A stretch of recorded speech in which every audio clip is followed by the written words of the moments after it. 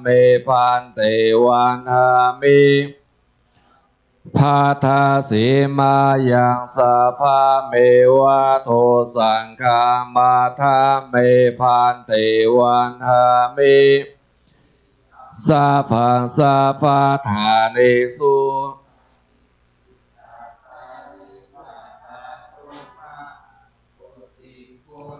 รูปังสักการังสัทธานาคาโลเกโลเกพระมาโลเกจัมพุทิเปลังกาทิเปสาริราธาตุโยเกสะธาตุโยเจติยังคันทากุติจตุราสิติสหเสธรรมักสัพเพสังปาทาเจติยังอาหังวันทามิสัพพะโส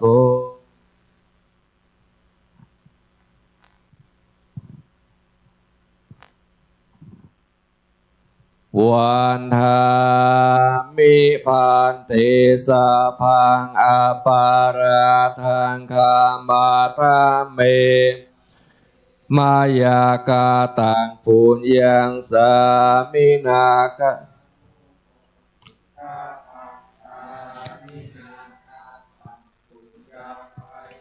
ทาตาปังสาธุสาธุอนุโมทา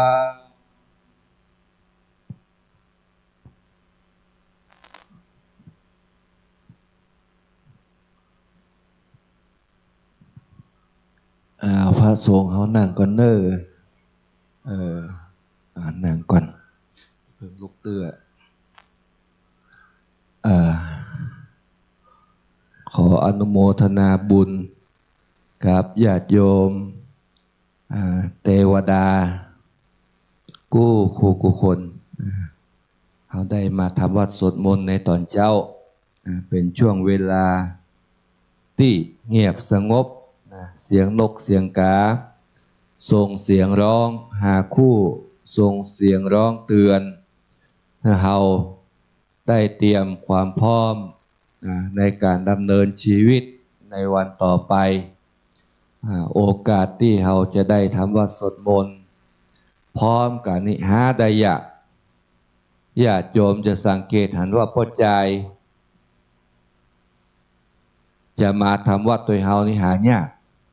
นะแล้วก็เกิดยากตัวเดี๋ยวนี้แม่ยิงมากกว่าพ่อใจในโลกนี้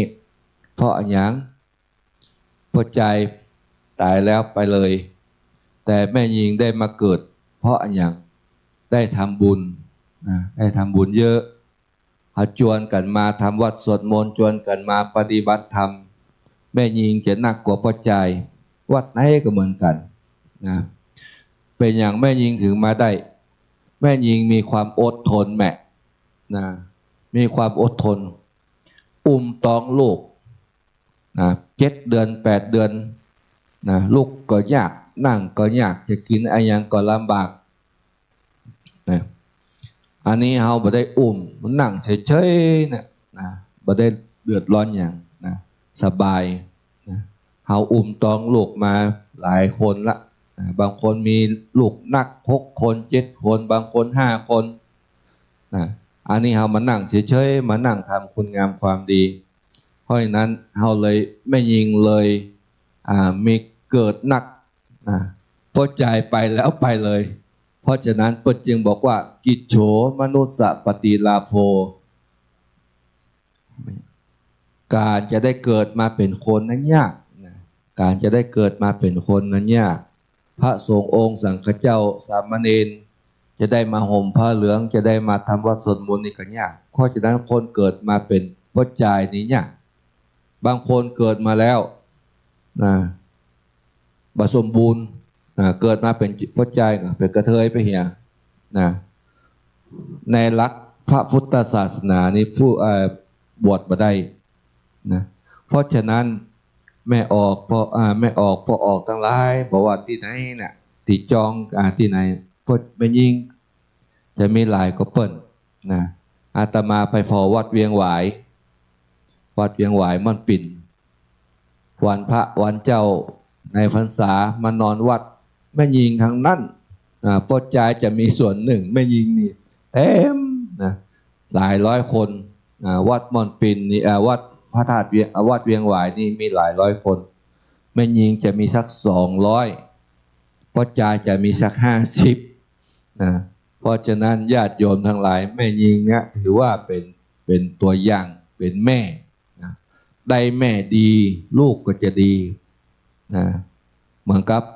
ถ้างัวพันงัวอย่างต่างๆเพิ่นจะเอาแม่พันนะแม่พันดีๆให้ลูกให้นมนักนะลูกก็จะดีนะถ้าแม่พันตัวใหญ่แต่แบบมีน้ำนมให้ลูกเขาก็บ่เอามาเป็นเชื้อนะเพราะฉะนั้นญาติโยมผู้ที่ปฏิบัติธรรมเป็นแม่พันธุ์ที่ดีเมื่อมีปัญญามีศีลมีธรรมลูกออกมาก็จะเป็นลูกมีศีลมีธรรมได้กับแม่บ่ได้พ่อแม่นี้จะใกล้ชิดกับลูกที่สุดป้อนข้าวป้อนนมนั่งตักเมยังก็อยู่ในตักแม่เพราะฉะนั้นความผูกพันกับแม่จะมีมากกว่าพ่อลูกที่ได้เชื้อแม่ได้ตัวอย่างจากแม่เนี่ยแม่พาไปวัดไปวาเนี่ยความอบอุ่นความผูกพันจะมี เพราะฉะนั้นแม่ออกแม่ออกที่มาทำวัดสวดมนต์จึงหลาย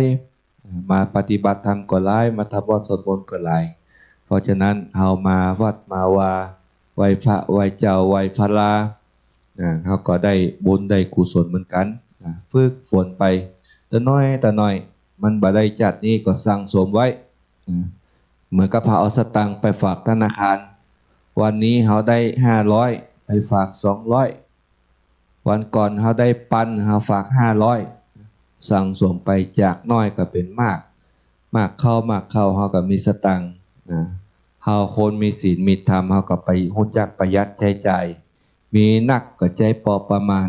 อันไหนบ่จำเป็นก็บ่กินอันไหนบ่จำเป็นก็บ่ใช้อันไหนบ่จำเป็นเขาก็บ่ดื่มอันนี้คือคนมีศีลมีธรรมเปิ้นจึงบอกว่าคนมีศีลมีธรรมนั้นมีสตังค์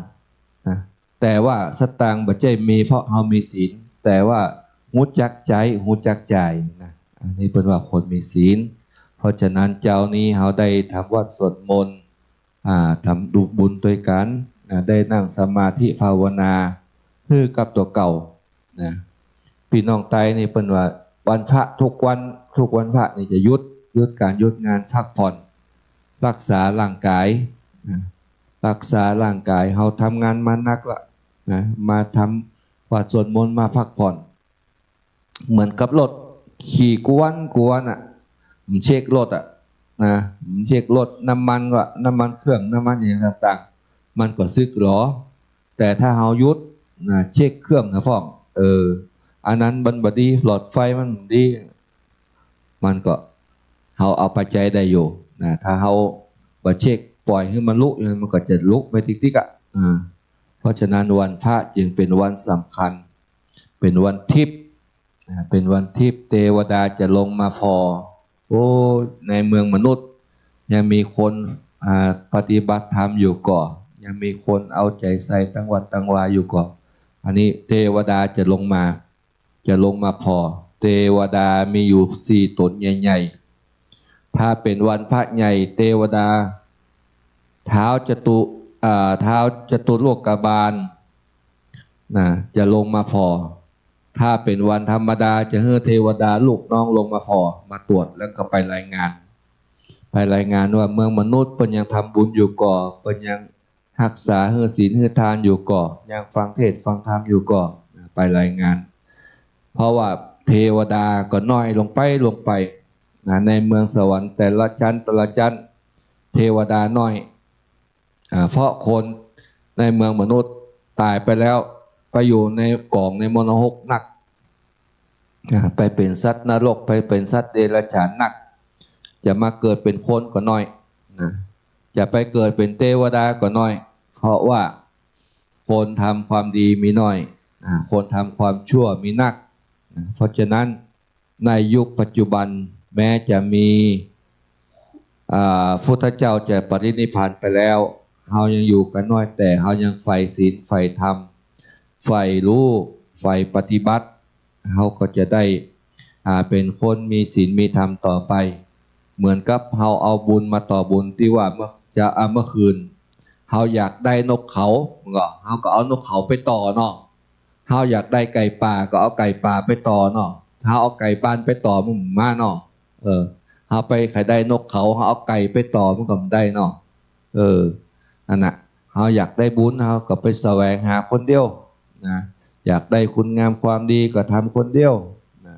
มันมีไผเนี่ยคือเฮาได้นะเฮาต้องทำคนเดียวไขว่คว้าคนเดียวเฮากินข้าวคนเดียวเฮาก็อิ่มคนเดียวเฮาจะปั่นคนอื่นให้กินก็ไม่อิ่มนะอาตมากินเน้นวันนี้อยากเข้าอาจารย์กินแต้นได้เพราะฉะนั้นเฮากินคนเดียวเฮาก็อิ่มคนเดียวเฮาอยากให้ลูกอิ่มเฮาก็ให้ปั่นให้ลูกกินต้อยมันก็อิ่มเพราะฉะนั้นบุญ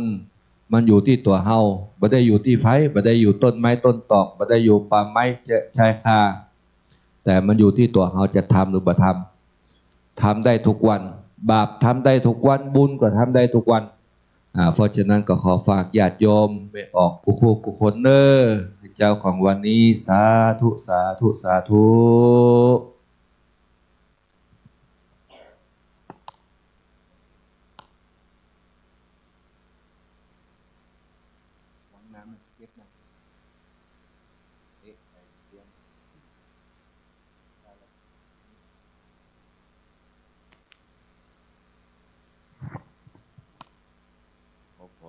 พระสุขความสวัสดีความเจริญในธรรมจงบังเกิดมีแก่บรรดาท่านสาธุชนทั้งหลายวันนี้รายการธรรมะคลายทุกข์ก็ได้มาพบกับญาติโยมสาธุชนทั้งหลายตามปกติเช่นเคยรายการธรรมะนี้ก็จะได้นำพระธรรมคำสอน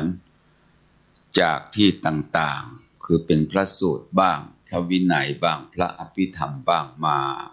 บรรยายให้ท่านสาธุชนทั้งหลายได้สดับรับฟังกันเป็นประจำการฟังธรรมะแต่ละวันมันเป็นการชำระจิตใจของเราทำให้จิตใจของเรานั้นสะอาดมันเหมือนกับการชำระร่างกายข้างนอกเราต้องอาบด้วยน้ำชำระด้วยน้ำแต่ว่าพระธรรมคำสอนทางด้านจิตใจเราต้องชำระด้วยพระธรรมเอาพระธรรมนี้มาโสดสงมาชำระมาล้างจิตใจของเราทำให้จิตใจของเรานั้นสะอาดความสะอาดหรือความสว่างความสงบนี่มันเกิดขึ้นจากมูลเหตุก็คือเป็นการชำระด้วยการสดับตรับฟังคือจิตใจของเราถ้าไปสดับตรับฟังในพระธรรมคำสอนใจมันก็เว้นจากบาปในขณะนั้นคือจิตใจของเรานั้นไปรับอารมณ์แต่สิ่งที่ดีเมื่อไปรับอารมณ์สิ่งที่ดีมันก็ไปขับไล่สิ่งที่ไม่ดีออกไปเหมือนกับสิ่งที่เป็นน้ำเสียมันน้อยแต่ถ้าเอาน้ำดีมากขึ้นไปไล่ขอนอบน้อมแด่องค์พระสัมมาสัมพุทธเจ้าขอนอบน้อมแด่พระธรรมน้ำคำสั่งคำสอนขอนอบน้อมแด่พระอริยสงฆ์สาวกเจ้าทั้งหลาย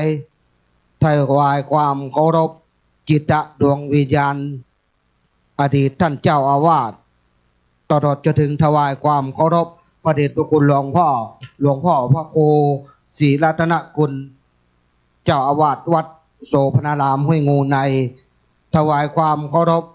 พระมหาเถรานุทะพระสังฆาธิการครูบาอาจารย์พระเจ้าพระสงฆ์ขอความผาสุกความเจริญรุ่งเรืองจงมีแก่พี่น้องคณะศรัทธาบ้านห้วยงูในกู้คนกู้ใหญ่น้อยยิ่งใจพี่น้องคณะศรัทธาทั้งหลาย ได้ยินเสียงอยู่ในขณะนี้ก็เป็นเสียงที่กองอเมริกันงานกิจกรรมเข้าโศสนกรรมหรือเข้ากรรมณที่วัดบ้านเฮาที่นี่วันนี้เป็นเจ้าที่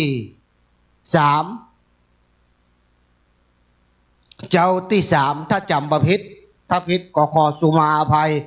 อาศัยเสียงนี้เป็นเสียงบอกบุญบอกกุศล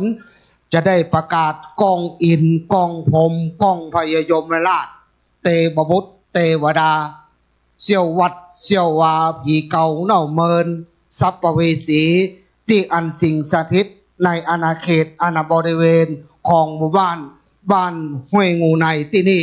คือเขาเหล่านั้นได้รับรู้รับทราบว่าณบริเวณขวงแก้วของวัดโสพนารามห้วยงูในเฮานั้นมีกิจกรรมเป็นบุญเป็นกุศล50 กว่าปีแล้วที่ตั้งวัดตั้งวาตั้งหมู่บ้านบ่ได้เข้ากรรมหรือจุมนุมสวดเป็นมังกละได้รับความเมตตาจากครูบาอาจารย์ภายในตำบลสันทรายเฮานี่ได้รับความเมตตาจากครูบาอาจารย์ลำปางเจียงไฮ้เจียงใหม่ดอยหล่อถือว่าพระสงฆ์มาจุมนุมกันทั้ง4 ทิศเป็นมังกละกวัดกวาเป็นมังกละกับหมู่บ้านเป็นมังกละกับตำบลเป็นมังกละกับอำเภอฝางของเฮาในวันนี้ณที่นี่ที่วัดโสพนารามห้วยงูในพี่น้องคณะสัตยาบ้านเฮาได้ยินเสียงนี้แล้วกึดถึงอีพ่ออีแม่ปู่ย่าตายายบรรพชนอันเป็นหน่อแต่งดินหินแต่งหากที่ได้เกิดได้ฝังหกณที่วัดโสพนารามห้วยงูในที่นี่ไผยังบ่ได้มาใส่บาตรญาติพกไผยังบ่ได้มาเอวแวะมาเอวมาเยี่ยมมาเยียนไผยังบ่ได้มาพอมากอยก็เรียนเจริญพรเน้อพี่น้องคณะสัตยาเจ้านี้บ่เต้าบ่ตันบ่เป็นหยังเจ้าวันผู้ก็ยังตันอยู่ก็เติงหาอีพ่ออีแม่ปู่ป้าน้าอาอันเป็นตระกูลวงวานของเฮาอันได้ล้มตายหายจากไปโอ้วัดเปิดมีเข้ากรรมก็จะนึกถึงอีพ่ออีแม่ปู่ย่าตายายลูกหลานตานเต้าก็ดีก็ได้มาร่วมทำบุญสตุ้งสตางมามีบ่เป็นหยังเอาแหงมามีเอากำลังใจสติปัญญามาช่วยโกกะนะโมก่อมเป็นหยังใจลูกใจหลานมาส่งมานั่งโอ้นั่งจ้าเป็นกู้เป็นจิ้มเพื่อกำลังใจอันนี้ก็ได้บุญเหมือนกันพี่น้องคณะสัตยาบุญคือความสุขแม้ว่าบ่ได้กระทำแต่ว่าเขาได้ยินเสียงพ่อหลวงประกาศพ่ออาจารย์ประกาศพ่อคณะกรรมการเปิ้นประกาศบอกบุญว่าวัดเฮาจะมีเข้ากรรมเนอะ28 ถึง 31 มกราคม 2568บางท่านบางคนก็จื่นอกจื่นใจเตรียมเนี่ยเตรียมตัวเนี่ยหันเนี่ยนี่คือท่านคือนี่โอ้วันนี้จะตานเข้าคืออีพ่ออีแม่วันนี้จะใส่บาตรให้ลูกหัวหลานวันนี้จะไปบอกให้เจ้าตีบ้านเจ้าตีจองเจ้าตีให้นาป่าตังบางท่านบางคนติดการติดงานวันแรกมาวันสองมาก็มาวันสุดท้ายก็เรียนเจอเนอะพี่น้องเนอะวันนี้ณที่วัดห้วยงูในโสพนารามของเฮาก็เป็นบุญเป็นกุศลที่ได้รับความเมตตาจากคณะสงฆ์โดยเฉพาะเจ้าของพื้นที่ก็คือคณะสงฆ์ตำบลสันทรายโดยครูบาอาจารย์แต่ละวัดตำบลสันทรายเฮานี่ก็มี10 กว่าวัดก็ได้รับความเมตตาครูบาอาจารย์ท่านเจ้าวาดเปิ้นบ่ากิจสาธารณกิจก็ส่งฮืดตุลองมาเนาะครูบาอาจารย์หลายตนหลายองค์ก็เสียสละเวลามาเมตตาพี่น้องคณะสัตยาบ้านห้วยงูมี9 วัดเนาะมี9 วัดตำบลสันทรายมี9 วัด แล้วก็ได้รับความเมตตาจากครูบาอาจารย์จางเวียงป่าเป้าประเดชพระคุณหลวงปู่พระครูปฏิทานธรรมทินเป็นพระมหาเถระในนามพระเผยแผ่ธรรมะคลื่นสีขาว8ภาคเหนือตอนบน8จังหวัดภาคเหนือตอนบนก็ได้ส่งมือขวาของพระเดชพระคุณหลวงปู่มาประพฤติปฏิบัติมาช่วยการช่วยงานตุปีอ๋อยเจอเล่นจุดตุปีอ๋อยตื่นแต่ชื่ออย่างผมไม่ได้ถามกันเนาะเป็นมือขวาชุดทำงานแล้วก็ตำแหน่งหนึ่งก็ฝ่ายเทคนิคประจำที่สายวัดจอมพอเราก็ได้รับความเมตตาครูบาอาจารย์จากผู้อำนวยการสถานีวิทยุเพื่อการศึกษาพระพุทธศาสนาและวัฒนธรรมวัดฝายหินอำเภอเมืองเชียงใหม่ได้ส่งทีมชุดใหญ่ที่มาถ่ายทอดภาพและเสียงในกิจกรรมเข้าลูกขมูลกรรมณวัดโสภณารามที่นี่นำโดยพระอาจารย์ทวีศักดิ์หรือตุปีนมแล้วก็พระอาจารย์ตะวันหรือตุปีตะวันแล้วก็สารถีปิณานทินแล้วก็ครูบาอาจารย์วันนี้บางส่วนก็ได้เดินทางไปร่วมงานยกจ่อฟ้าที่วัดศรีภูมิมาอำเภอเมืองลำปางบางส่วนก็จะย้อนปิกมาช่วงแรงโดยเฉพาะผู้อำนวยการสถานีวิทยุผู้อำนวยการคลื่นเสียขาวเพื่อชาวปาทาหลวงพ่อพระครูอภิวัตรพัฒนวิกรมรองเจ้าคณะอำเภอดอยหล่อเจ้าอาวาสวัดปากทางเจริญดอยหล่อแล้วก็ติดตามครูบาอาจารย์มาให้หลายตนอยู่วันนี้ครูบาอาจารย์ที่อยู่ที่นี่ก็ยังมีหลายองค์อยู่เนอะโดยเฉพาะ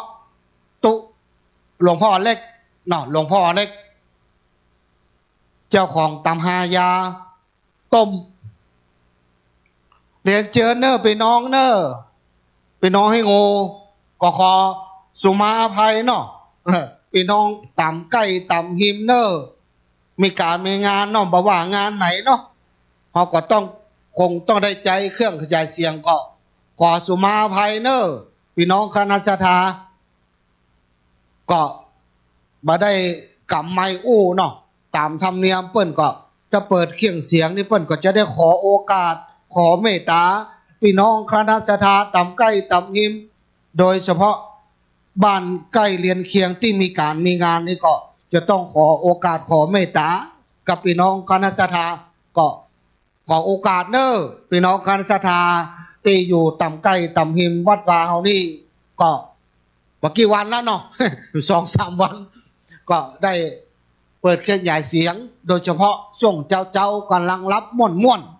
นี่นะก็ขอสุมาอภัยเอามีกิจกรรมก็ต้องได้เปิดเครื่องขยายเสียงเนาะการใส่เสียงนี้นะพี่น้องเนอะบัดเดี๋ยวนี้เวลา6 โมงครึ่งเนาะข้าวต้มถ้ามีเตรียมพร้อมแล้วก็มาบอกเนอะก็จะได้นิมนต์ครูบาอาจารย์เนาะเข้าปนห้องว่าฉันเข้ายาคูเนาะฉันเข้ายาคูภาษาตุเจ้าฉันเข้ายาคูหรือถ้าแปลง่ายๆก็ฉันข้าวต้มเนาะใส่ขันแก้วตั้ง3นะแม่เนอะใส่ขันแก้วตั้ง3ขันศีลขันน้ำตาลใส่ขันศีลขันน้ำตาลนะแม่เนอะเอาก็ใส่เรียบร้อยแล้วก็เตรียมเข้าเตรียมของเปิงใจตัดใดก็เรียกเอาเนอะเปิงใจตัดใดก็เรียกเอาได้เวลาแล้วก็ ครูบาอาจารย์ก็จะได้นำโดยพระเดชพระคุณหลวงพ่อพระครูศรีรัตนกุลหลวงพ่อเจ้าวาดนำครูบาอาจารย์พระสงฆ์องค์ข้าเจ้าที่ได้เมตตามาเข้าโสสนกรรมหรือเข้ากรรมวัดเฮานี้ก็จะได้นำบิณฑบาตเรียบร้อยแล้วเฮาก็พ่ออาจารย์ก็จะได้ไหว้พระห้ามศีลเนาะตามประเพณีบ้านเฮาก็เรียนเจอเนอะยังเต้ายังตันอยู่ลูกหนึ่งเข้าบัตันหุงเข้าบัตันบ่เป็นอย่างเนอะกาดก็มีอยู่พี่น้องแต่กาดก็มีอยู่บ่เป็นอย่างบัตันแต่ได้ก็เป็นอย่างมาก็ได้เนอะพี่น้องเนอะบัตันแต่ได้ก็เป็นอย่างใส่เสื้อผ้าเสื้อครัวพัดหวีทีดาแปรงฟันบึงรถมาที่วัดนี่ก็ได้มาเป็นขยมก็ได้ยกโต๊ะยกตังมาจ่อยมาจ๋ากินข้าวอิ่มแล้วปิ๊กไปเนี่ยการเนี่ยงานก็ได้เนอะพี่น้องเนอะเรียนเจอเนอะพี่น้องคณะสัทธาวัดโสพนารามบ้านห้วยงูเรียนเจอเนอะเผาเกาะวัดเก่าวัดเดิมวัดเกวัดหลวงเนาะก็เป็นหมู่บ้านที่ผู้คนหนาแน่นมีความเป็นไปเป็นมาของหมู่บ้านนี่ก็น่าสนใจหลายท่านหลายคนครูบาอาจารย์ถามตั้งตุเจ้าโดยหล่อตุบีเลินบ้านห้วยงูในนี่งูมันจะนักหนอกแม่นก็ไอ้หรอสปออาจารย์บอกว่าอันที่เปิ้นว่าห้วยงูนี่มันเป็นอย่างก็ห้วยไอ้หรอห้วยมันอีง่องอีแง่งเหมือนงูเนี่ยตุบีไอ้หรอน้ำมันโคตรหนอน้ำมันโคตรเปิดเลยห้องให้งูที่จริงตุปีเลินก็คิดว่างูไม่ให้จะนักอีน้องเปิดเลยตั้งว่าให้งูไอ้ก็มีโอกาสจะได้สนทนาอู้จากับผู้อาวุโสเนาะตีเปิ่นได้เคยมาตั้งหลักฐานที่บ้านห้วยงูเฮานี่เรียนเจิญเนอะพี่น้องเนอะเรียนเจิญพี่น้องคณะสัทธาจะถือโอกาสมากินกาแฟนอกบ้านก็ได้จะถือโอกาสมากินข้าวต้มนอกบ้านก็ได้เนอะพี่น้องเนอะข้าวต้มมีเรียบปะเลอะปะเต๋ออาหารการกินข้าวป่าอาหารพี่น้องคณะสัทธาช่วยกันโอ้ถึงวันนี้ก็นักหนาป่าต้านเรียนเจิญเนอะจนเพื่อนจนฝูงปู่ป้านาอาญาติพี่น้องเฮาก็เรียนเจอเนอะกึดจะได้ฟังใจฮอดโอ้ป่อเฮามักลาบย่าแปลงลาบมาก็ได้เนอะบ่เป็นหยังโอ้อุ้ยเฮามักน้ำพริกหาก็แปลงน้ำพริกหาก็ได้เนอะบ่ต้องนัก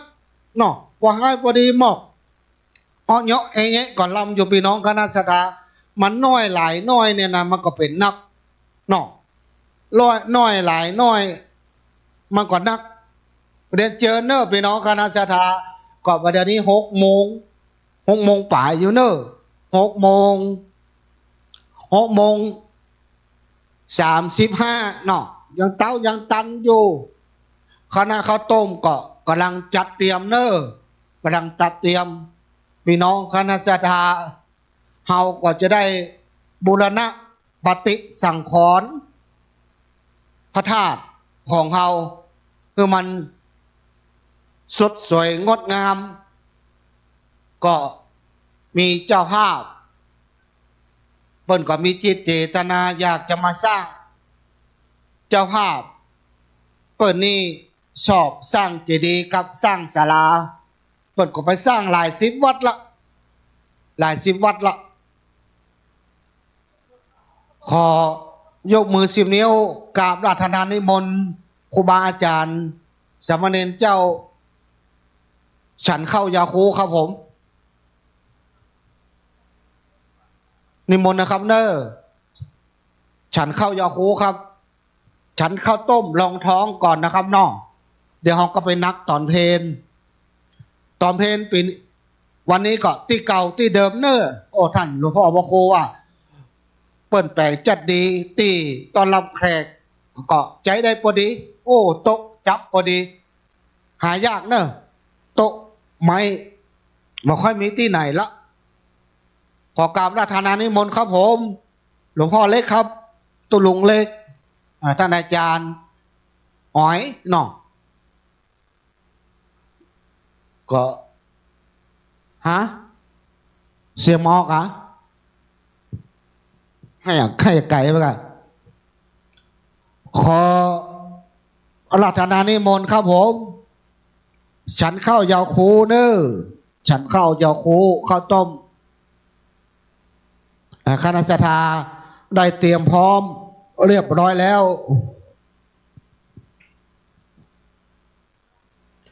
พี่น้องคณะสัตยาบ้านห้วยงูเฮาก็ท่านใดที่อยู่ต่างบ้านต่างจองก็เรียนเชิญเนอ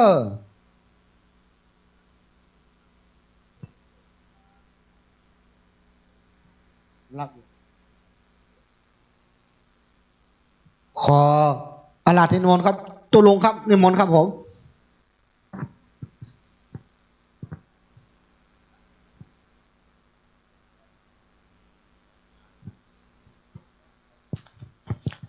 ฉันเข้ายายคู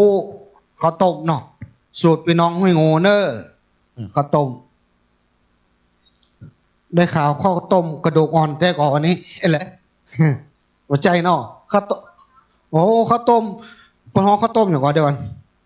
ข้าวต้มกุ้ยเนอะโอ้ข้าวต้มกุ้ยกินไข่เค็มบนโอ้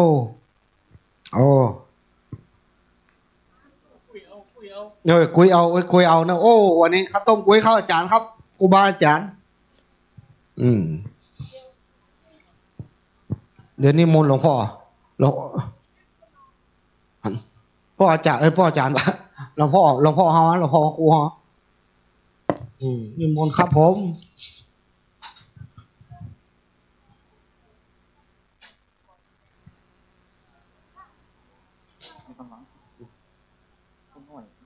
อาจารย์ทำไม่ไหนบ้าง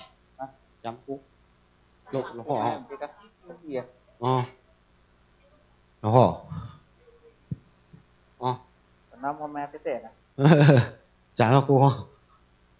จ่าครับนี่ครับจ่าครับ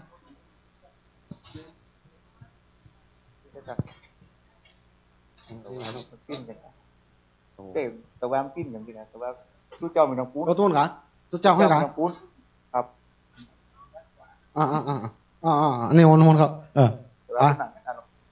มาเอาเลยดิ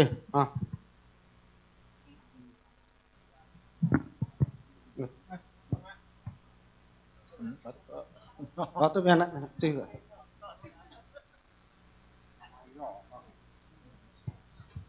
รอพ่อครูสี่เดี๋ยวรอหลวงพ่อเนาะแป๊บหนึ่งร้อยอะไรได้หน่อยไปอยู่ก็เปิ้ลไปอยู่ฝ่ายหัวฝ่ายได้หน่อยร้อยนี่น่ะร้อยก่อนตั้งเพลดีกว่า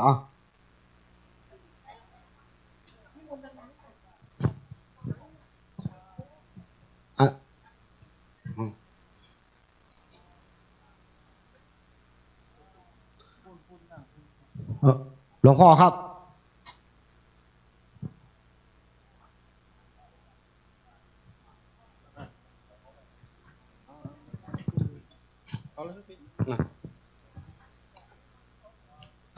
ฮับปอนเนอร์สัพโลกาวินิโมโตสัพพสันตาเวลามณีคันโตนิพุโตจตุวังภวสัพพิติโยวิวัชชันตุสัพพโลกโกวินาศตุมาเตภวัตวันตรายโยสุขีทีขายุโก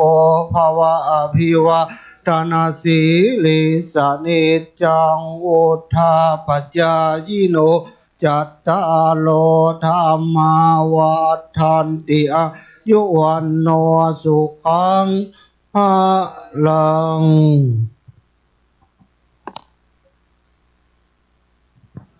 พ่อนะ เอาหน่อย วัดผลกรรมที่เจตนาต้องการหลุดพ้นหวังวนของกฎแห่งกรรมตั้งใจศึกษาหลักธรรมคำสอนขององค์สัมมาสำคัญที่สุดหัวใจชาวพุทธคือความศรัทธาศีลสมาธิปัญญาเกิดเวทนาวัฏสงสารพ้นทุกข์ไม่ยากหากมันฝึกจิตกายใจเห็นโลภโกรธหลงคือภัยมาสนใจสร้างบุญให้ทานสวดมนต์ไหว้พระเพียรภาวนาเข้ากรรมฐานตามองค์สัมโพธิญาณเห็นทางนิพพานพ้นภัย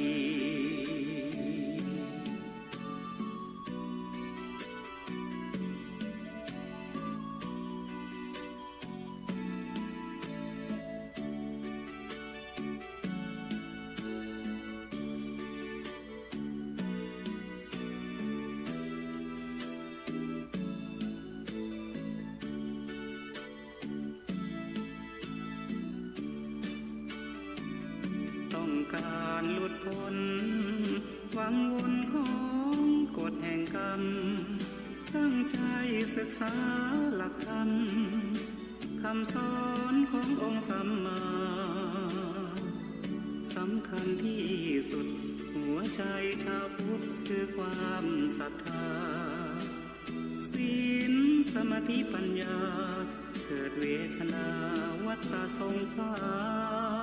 รพ้นทุกข์ไม่ยากหากมันฝึกจิตกายใจเห็นโลภโกรธหลงคือภัยมาสนใจสร้างบุญให้ทานสวดมนต์ไหว้พระเพียรภาวนาเข้ากรรมฐานตามองค์สัมโพธิญาณเห็นทางนิพพานพ้นภัย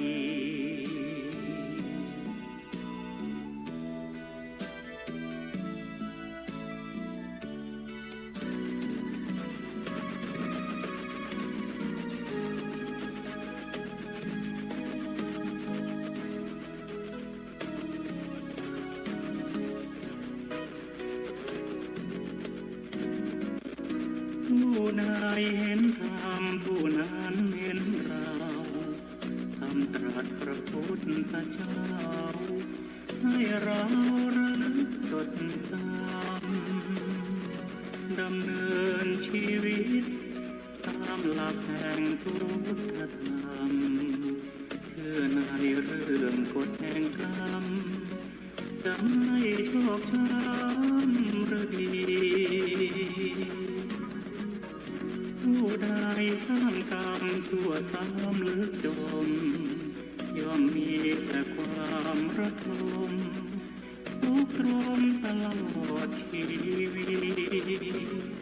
จิตหวาดภาวะทุกยามที่วาราตรีเหมือนตกในดาวเวทีทั้งที่มีชีวิตอยู่ดวงตาเห็นธรรมเพราะนำดวงจิต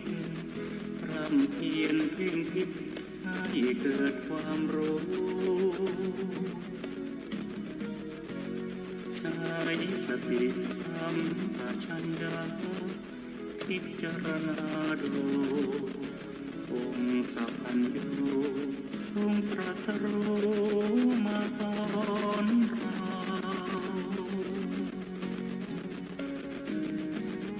ผู้ใดใช้ธรรมส่องนำชีวิตย่อมพบแต่สิ่งที่ดีไม่มีระทมตรมเท้าเมตตาให้ทานละทานโลภหลงมั นต์ภาวนาตอนเช้าแล้วเราจะพบสุขเลิ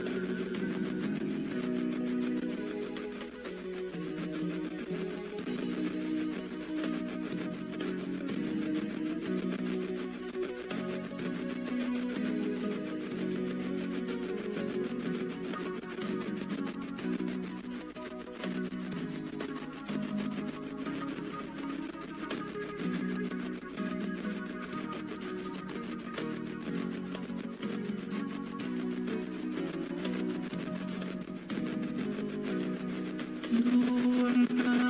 เห็นธรรมเพราะนำดวงจิตรำเพียรเพ่งให้เกิดความรู้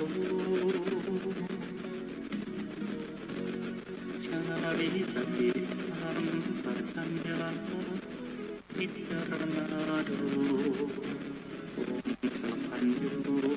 ทรงตรัสรู้มาสอน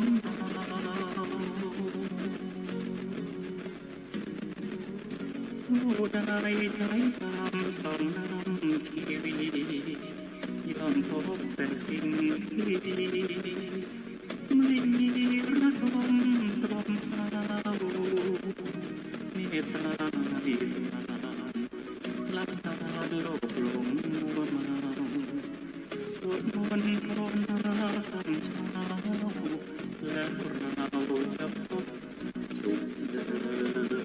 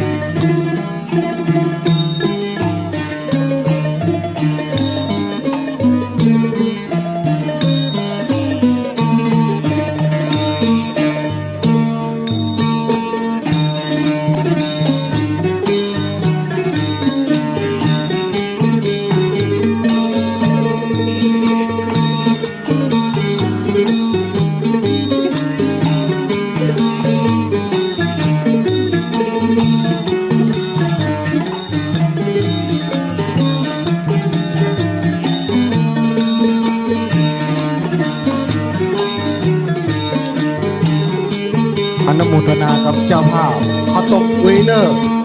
ยังเต้ายังตันอยู่เอามาห้องตองโดยข้าวต้มคุยก็ได้เนอร์ปอเนอร์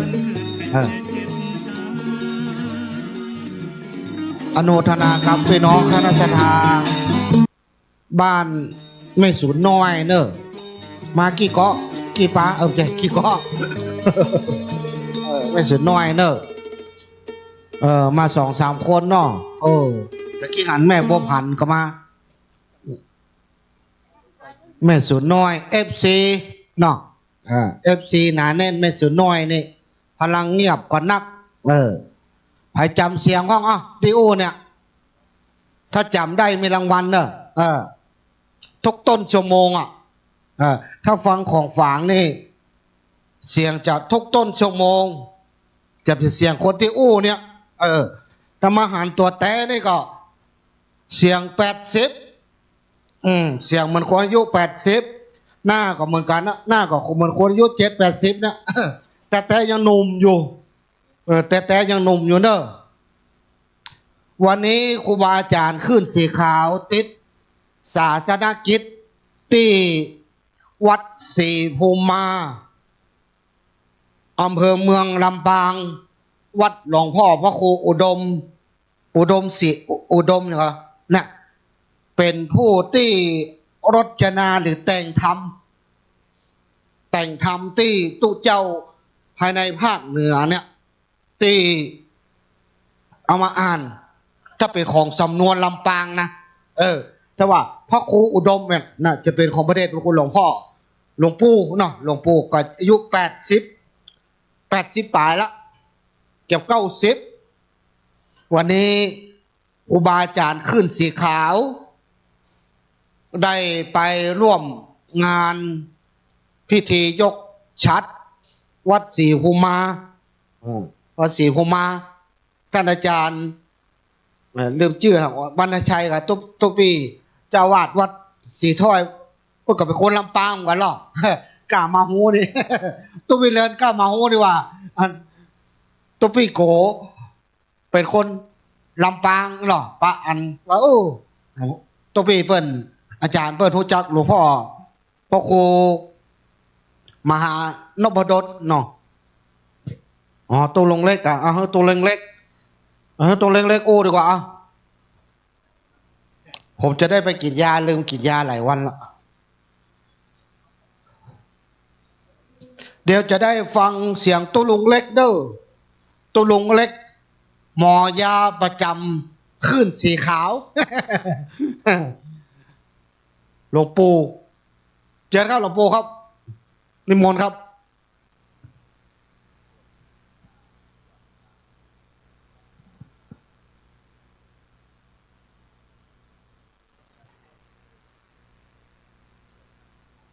ก็ได้เนอะใส่ตู้ก็ได้ใส่ต้มมีพกเงินใส่ซองก็ได้เที่ยวยาวสิใส่ซองแบบนี้นี่แม่แม่ยังนั่นเปิ้ลก็ได้ตู้แม่ให้คุณละร้อนใส่ซองก็นะ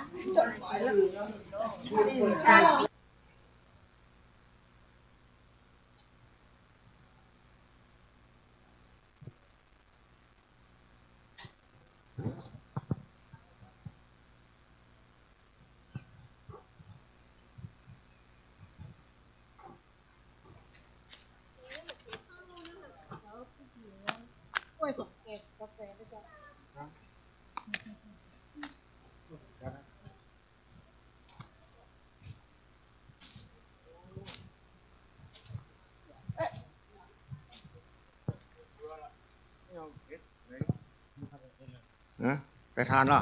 เสร็จแล้วครับเสร็จแล้ว โล1-2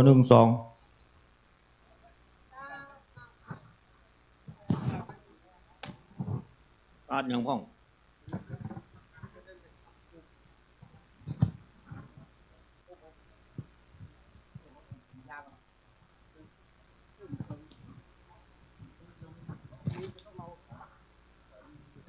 วันนี้เจ้าที่2วันพุธก็เจ้าที่3วันพุธก็ออกกรรมกันละนั่นท่านทั้งหลายอยากจะมาสร้างกรรมดี ฮือตาลฮักษาศีลก็ขอเชิญเลยเนอะมาถึงแล้วก็เตรียม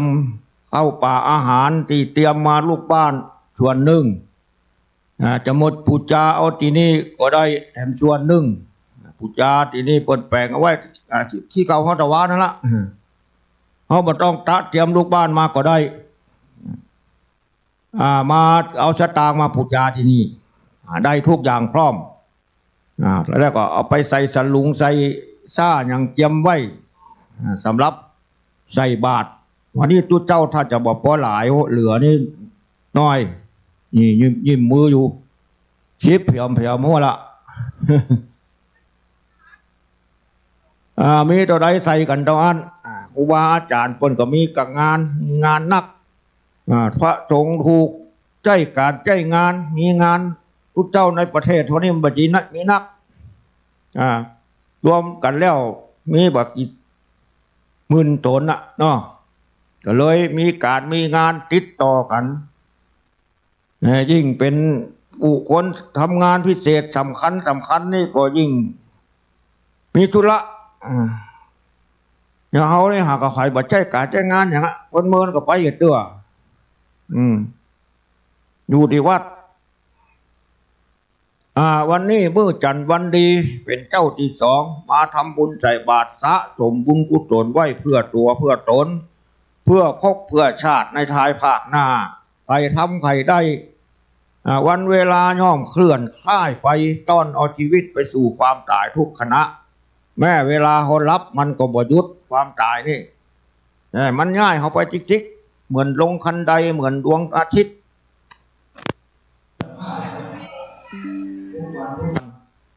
ถ้าเขา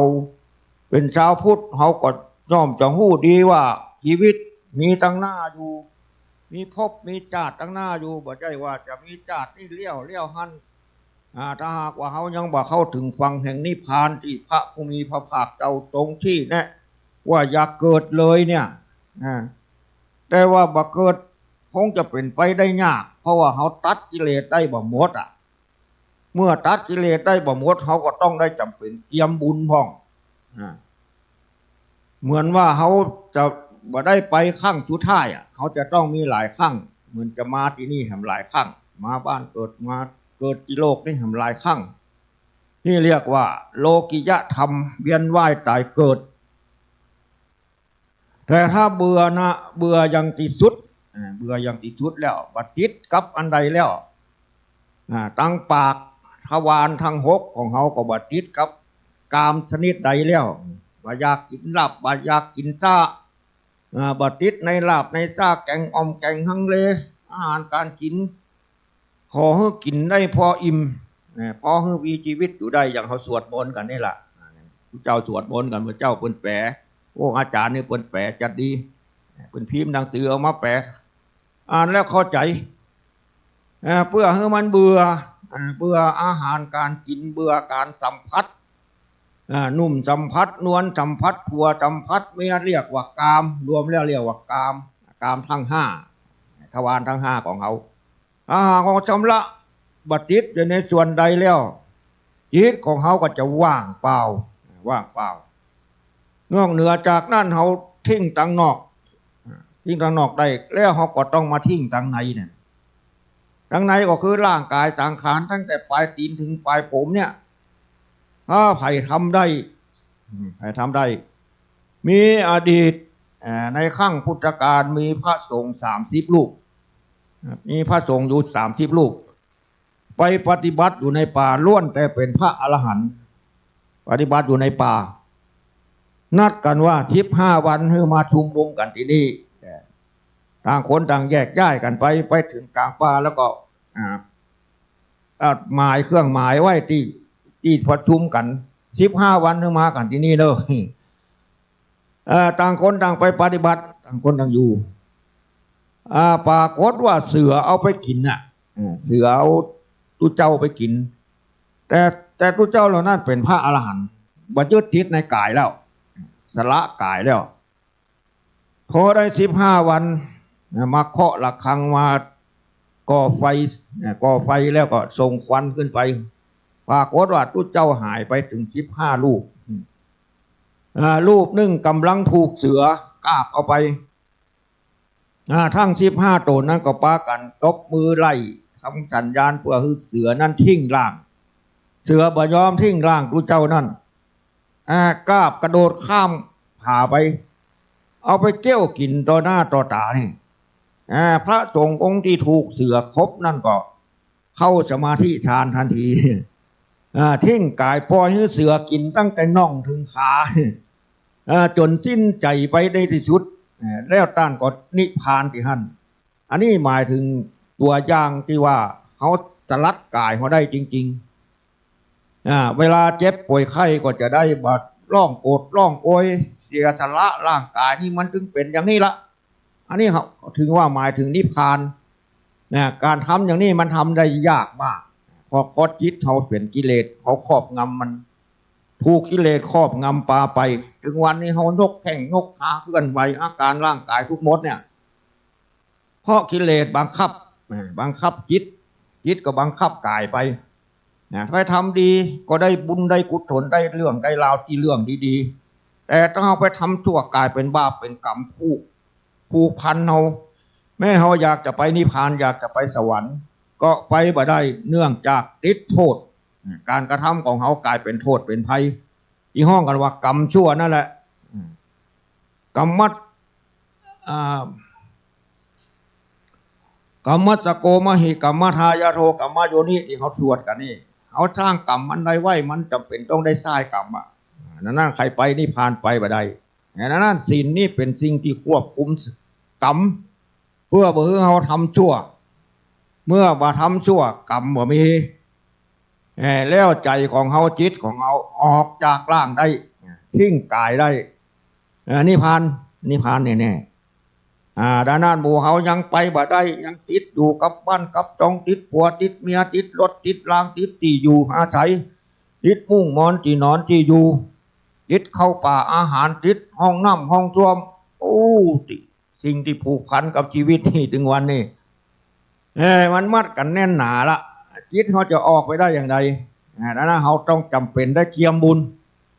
เกียมว่ายังเกิดอยู่เกิดจังมันเกิดไหนเกิดไปแต่พอจะได้ทุกข์อย่าได้ทุกข์เกินไปเพราะนั้นศีลทานภาวนานี่จะเป็นสิ่งที่ช่วยเขาใช้ชีวิตอยู่บนโลกอย่างสะดวกสบายเวียนว่ายตายเกิดเบาสบายตายไปก็บัดตกนรก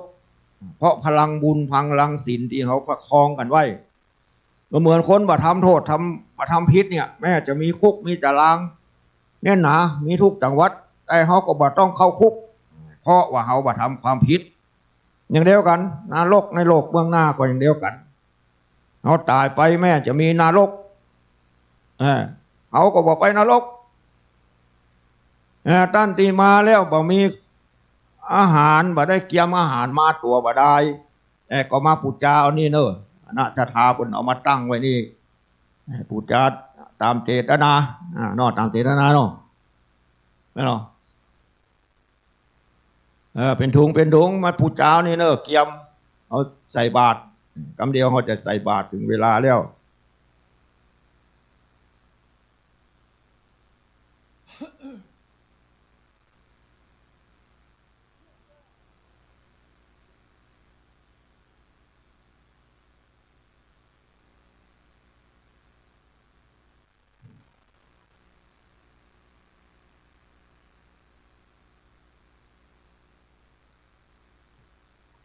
ตัวเก้าภัยตัวเก้าวันชีวิตทำบุญตุนตานก็ทำดีก็ตามทำชั่วก็ตามเป็นของภัยของมันทำเพื่อทำอย่างกันบ่ได้แล้วก็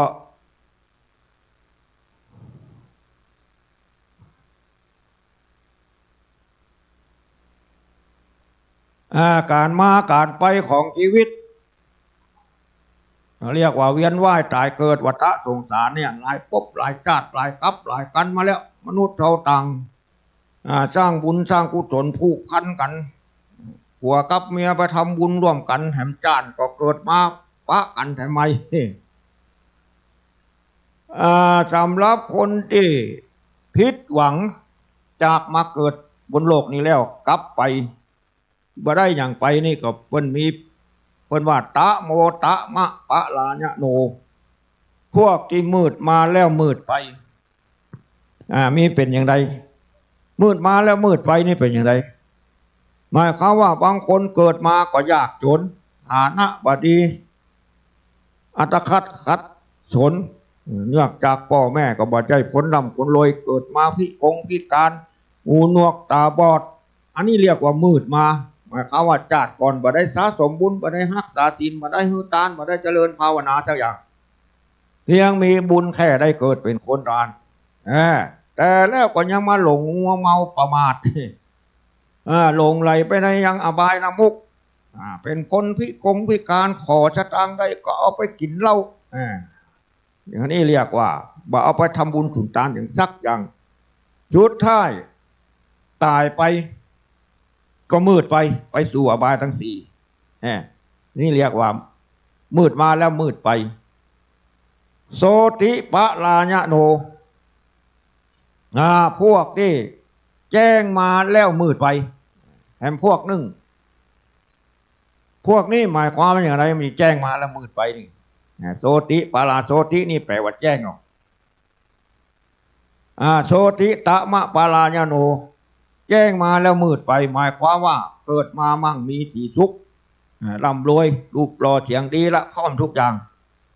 แต่กับเพิกเฉยต่อการทำบุญสุนทานบ่ฮักศีลบ่เจริญภาวนาบ่หือทานบ่ทำความดีอย่างสักอย่างเลยให้ว่าอันเพลิดเพลินอยู่กับความมั่งมีสีสุขเอาเงินนอทองไปเอี่ยวเล่นไพ่ไฮโลไปค่าของเถื่อนของผิดกฎหมายหาความสุขเป็นวันๆกับเงินที่มีอยู่นั่นนะอะไรว่ามันแจ้งมามันมีเงินมีทองมาสุดท้ายมันตายก็จะมืดไปหมูนี่ดับดิ่งหมดหวังกลับไปสู่นรกเสียชาติเกิดตะโมโสติปะลาญะโนพวกที่มืดมาแล้วแจ้งไปมืดมาแล้วแจ้งไปพวกที่มืดมานี่เหมือนพวกที่หนึ่งเกิดมาบ่มีอย่างยากจนพิการมีฐานะขาดแคลนเสื้อผ้าอาภรณ์แทบบ่มีนุ่งมีใจแต่ก็มีความคิดว่าอยากกันนั่นเลยต่อไปนี้ที่เขาเป็นอย่างนี้ก็เพราะว่าชาติก่อนเขาบ่ได้สะสมบุญกุศลมาต่อไปนี้เขาจะสร้างบุญสร้างกุศลจนเต็มที่บุคคลเช่นนี้ก็เข้าวัดเข้าวาสะสมบุญกุศลมีการรักษาศีลเจริญภาวนาตามฐานะของตัวตายไปสู่สุคติโลกสวรรค์ได้นี่เรียกว่ามืดมาแล้วแจ้งไปโสติปะลาญะโนพวกที่แจ้งมาแล้วก็แจ้งไปนะมีนี่หมู่สุดท้ายนี่หมู่นี่หมายความว่าเกิดมาก็ร่ำรวยมั่งมีสีสุขเกิดในเป็นพ่อแม่เป็นเศรษฐีมหาเศรษฐีนี่มีเงินมีทองเหลือร้อน10 ล้าน20 ล้านหลายร้อยหลายพันล้านคนก็บ่หยุดอยู่เพียงแค่นั้นเขานึกอยู่ในใจว่าที่เขาร่ำรวยมานี่ก็เพราะว่าชาติก่อนเขาได้สะสมบุญมาต่อไปนี้เอาชาติต่อไปเขาจะต้องยิ่งใหญ่ไปกว่านี้อาจจะเอาถึงมรรคผลนิพพานก็ได้บางคนก็เป้าหมายพุ่นทำบุญสุนทานเขาจะหานว่าวัดวาศาสนานี่กำแพงวัดก็ดีโรงโบสถ์วิหารก็ดีกุฏิก็ดีราคาเป็น9 ล้าน10 ล้านเป็นราคาเป็นล้านมาจากคนที่โสตินี่แหละคือแจ้งมาแล้วจะแจ้งไปนี่แหละเพิ่นมีเงินมีทองเพิ่นก็เอากฐินผ้าป่ามาทอดวัดนั่นทอดวัดนี่เพื่อสร้างสมบุญในสู่ภพสู่ชาติกันต่อไปนี่อันนี้พวกที่สี่นี่แจ้งมาแล้วแจ้งไปเนอะนั้นหมู่เฮาทั้งหลายตั้งเข้าว่ามาเลยเขียนกระจือเจ้า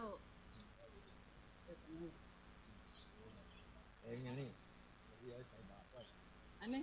ยำน้ำผัก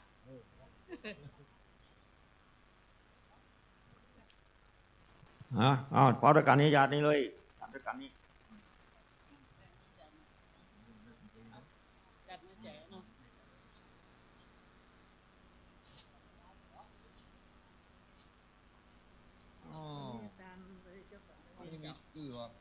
จ้าผมได้เขียนมาแม่บอกคำ พวกคำก็แม่อุไรเนาะยะถาวาลีวาหาปุลาปาลิปุเรนติสากลังเอวะเมวะอิโตตินังเปตานังอุปกัมปติอิจิตังปฏิตังตุมังคิปะเมวะสมิจจตุจะเปปุเรนตุสังกัปปะจันโตปนะละโสยถามานิโตติละโสยถาติละอาจจะในวันนี้ก็เป็นวันดีดิถีวันพิเศษเหตุนั้นหมายมีมูลจตาอุ้ยอย่างอ๋อแม่อุ้ยคำสุขภาพพร้อมญาติกาครอบครัวดุลภาพแม่อุ้ยไหลปะพฤติประพฤติพร้อมญาติกาครอบครัวเจ้าหลานทุกคนก็ได้ปากันกันงคงควายโต๊ะแต่งแบ่งพร้อมน้อมนำมายังมีวัตถุอุปาราชาดวงดอกข้าวตอกดอกไม้ลำเทียนข้าวน้ำโภชนะอาหารปัจจัยใจยวัตถุทานทั้งหลายมวลพรุ่งนี้อมตะปันนะถวายเป็นทานจักอุทิศบุญกุศลไว้เพื่อตัวตนและครอบครัวในภายภาคหน้าก็โดยอำนาจแห่งคุณพระศรีรัตนตรัยพระพุทธพระธรรมพระสงฆ์จงโดนบันดาลในชีวิตครอบครัวของตานมีความสุขความเจริญประทบแต่ทรัพย์มิ่งมงคลสมบูรณ์พูนผลไปด้วยจริงที่ตนปรารถนาจุเยื่องจุปการนั้นถึงจะมีทรัพย์ปีติโยวิวัตตันตุสัพพะโลโกวินาสันตุมาเตภวัตวันตรายโยทุกีติกาโยโกภาวะอภิวาทนาสีลิสานิจังวุฒาปัจจายโนยะตาโลธรรมาวาทันติอายุวันโดสุขังป้าลาจองนี่ไปจอมตู้เนอะจอมตู้เองวันนี้เอาเดี๋ยวเขาจะเอาขันเนี่ยต้อง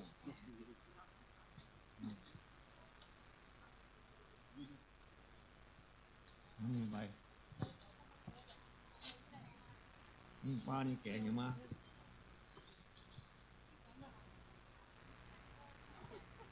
นี่ไป 17เดี๋ยวปทุมาเนื้อท่านย้ายมาตรงนี้หน่อยนะเจ้านี่ไป เจ้าเองนะค่ะมีน้ำยา17กันมาเอาเ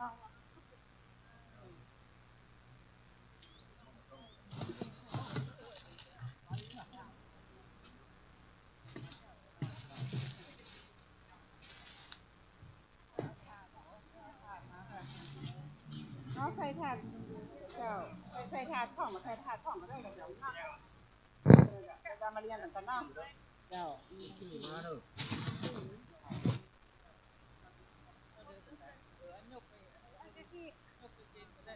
เอาบางตรงนี้เหรอโกมเหรอ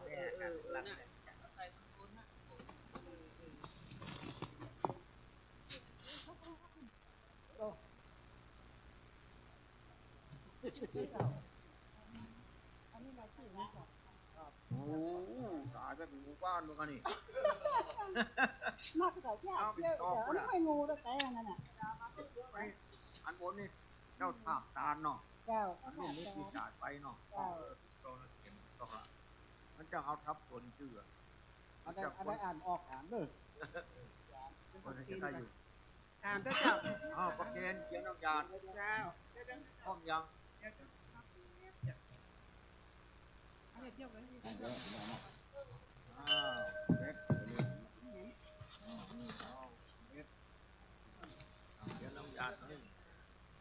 ประหยัดเลย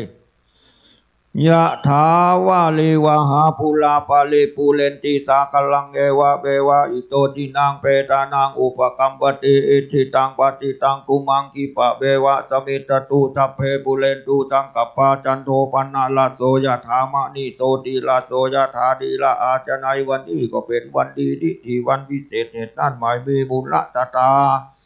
นายประมวลนางศีลาสมล่างอ้อมในญาติกาลูกเต้าหลาน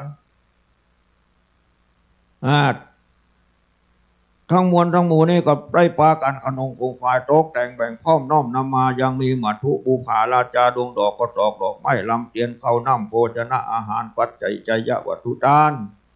ตั้งหลายมวลพรุ่งนี้เอามาทะปันนะถวายเป็นทานไปหายังเทวตารักษาที่เป็นเก้าเทวบุตรเทวดาอันอยู่เฝ้าบนเกหาและบัดแต่ตอนนั้นบุญละตถาก็อุทิศบุญนี่ไปหายังก็เกิดไม่เกิดเจ้ากรรมนายเวร และบทแต่ตอนนั้นมูลจตาก็ยังได้อุทิศบุญนี่ไปหายังผู้มรณาไปสู่ปนโลกไปหน้าภูมินามกรชื่อว่าพ่ออุ้ยสุขจำปาโชคแม่อุ้ยมอมจำปาโชคแม่ประไพจำปาโชคตามไปหาแม่สมเพชรสุดาแก้วตามไปหาพ่อล่าแสงอินตามไปหาแม่บัวแก้วอินตาคำอินตาตามไปหาแม่พรพัฒกะพัฒนกอัฏฐนาศักดิ์ตามไปหานายวรทัศน์กันหาตามไปหาแม่เกียงแม่เกียงเนาะแสงอินตามไปหาลุงแก้วแสงอินตามไปหานางสุกแก้วแสงอินตามไปหานายเอกกษัยแสงอินตามไปหานายสมนึกแสงอินตามไปหานางอัมภัยแก้วพาณิชย์จูขอไปแบ่งกันดูทั้งหมดทั้งมวล แม่นเขาได้วางเจตนาอารมณ์อะไรจิตใจไปบดจ้างไปตกต้องวางจตุละอบายได้กลายเป็นปีและเป็นเปรตทุกขเวทเวทนาร้อนบ่ได้อาบอยากบ่ได้กินดังนั้นก็ดีก็ขออัญเชิญยังบัดเตติขาเทวบุตรเทวดาตนมีอิทธิฤทธิ์จงมาแนะนำเอาผู้ส่วนบุญทั้งหลายมวลผู้นี้ได้ไปจุไปจอดไปหลอดไปเติงแม่นไปหลอดเมื่อเจ้าก็จงกลับกายเป็นเขาง่ายแม่นไปหลอดเมื่อควายก็จงกลับกายเป็นแผ่นเตือและแผ่นพาแม่นไปหลอดเมื่อลาก็จงกลับกายเป็นเขาทิพย์อัมทิพย์อาภาลนะเสือศาสตร์อาสนาไปปรากฏจดเจือต่อหน้าตันตายังดวงวิญญาณของเขาตั้งหลายมวลภูนี้ใดสะเวยใดบริโภคจะได้กาดได้การนั้นจึงจะมีตามัตตะกถาบาลีองค์จารีจักปัญญูเตชนาไว้ว่าอายัญจะโคทักขินาทินาจังคามิตุปฏิทิตาทิคาลาตังหิตายาสาธานาโตอุปกัมมติโสยติธัมโมจะยังนิทัตติโตเปตานะปูชาจักกตาอุลาลาภลัญจาภิกขุ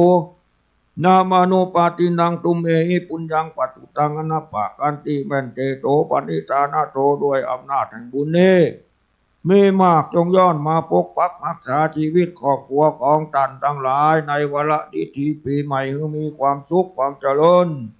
ประสบแต่ถ้าพมีมงคลสมบูรณ์พูนผลไปด้วยสิ่งที่ตนปรารถนาจุดเยื่องจุปการนั้นจึงจะมีอายุวันโดสุขังปาลา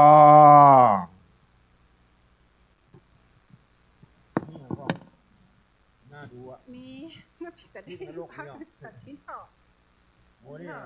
ชิ้นเถาะนั่นคือแต่ได้แอดดองแอดดองชิ้นเถาะมีเนี้ยแอดดองทุกๆอ่ะแต่ได้ชิ้นเถาะอากาศดองพูดเราไปชอบป้าแล้วนะ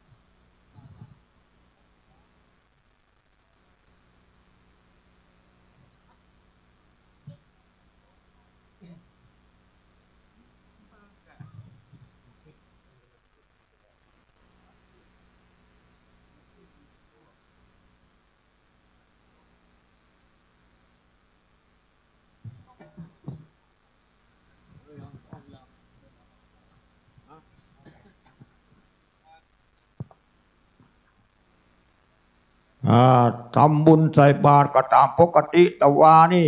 เป็นจัดตนนำหน้าใส่บาตรสตางค์ตนทัดไปใส่เขาอาหารที่ท่านเตรียมมาหรือที่ปุจจาที่นี่ตามที่เขาพูดที่มาตะวาได้ก็คงจะเข้าใจดีละที่มาวันนี้ก็พอเอาเปิ้นก็แล้วกันตนนำหน้าใส่บาตรสตางค์เนอะแต่เปิ้นมาได้ฉันสตางค์นะปอยก็จะมาฉันเข้าด้วยเขาเนี่ยล่ะ อันนี้ใส่ตู้เนี่ยตามไปไหนเนี่ย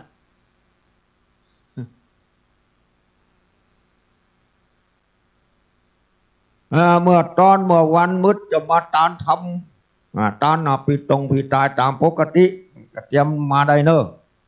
สังฆทานบะหมี่มาพุทธาเอาแบบนี้ก็ได้จาตัวนี้แล้วก็เขียนใบใส่ซองสตางค์ทานหาคนนั่นคนนี้เขียนให้มันถูกต้องแล้วก็เอามานอกเป็นเกณฑ์ทานได้ตอนกลางวันอาจจะทานทำทานอย่างทานหาผิดตายทานหาผู้ผู้แก่ที่ล้มหายตายจากไปใช้เวลานี้คือเป็นประโยชน์ตุเจ้ามินิปเลอะยังเหลือเฟืออยู่อาจจะนิมนต์ตนใดตนหนึ่งมาได้ทำมือก็ได้ตุลุงเล็กนี่ยังใครไหวละเสียงใครดีละ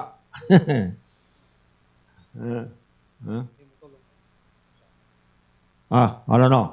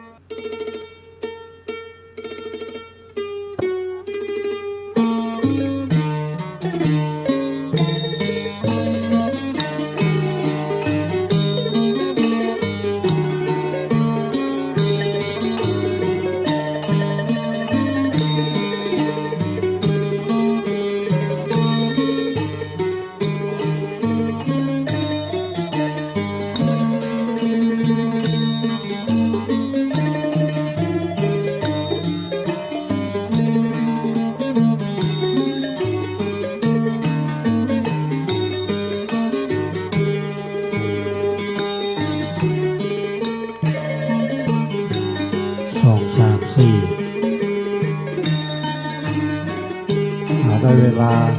เดินเทียนฝนหลวงพิชิตวันนี้จุดเทียนรูปจากพระรัตนตรัย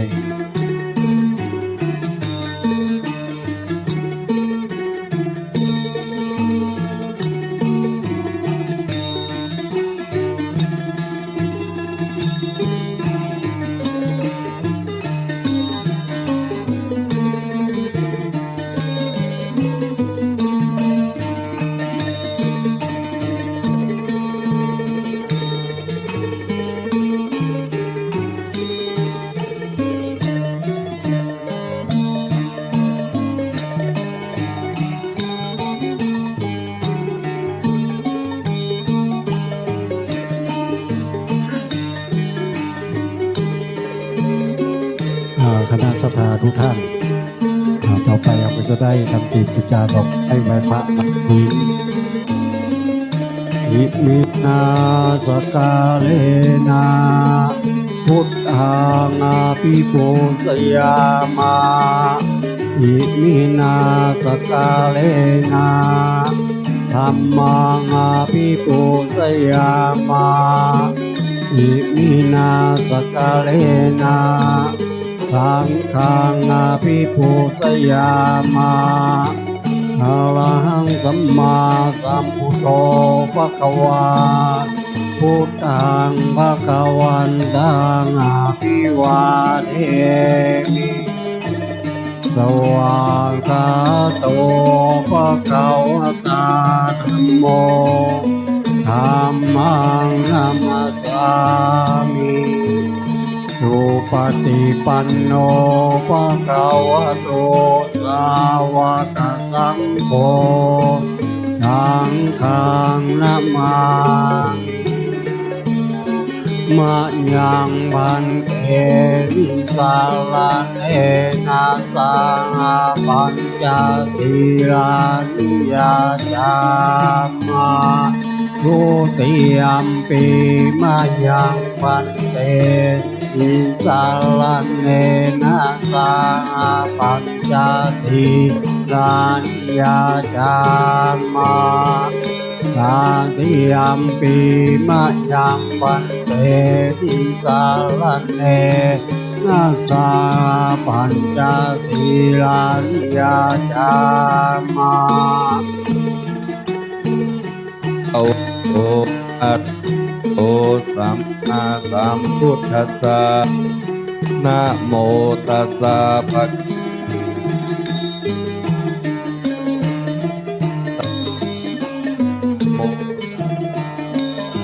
โตอะระหะโตสัมมาสัมพุทธัสสะภะคะวะโตอะระหะโตสัมมาสัมพุทธัสสะนะโมตัสสะภะคะวะโต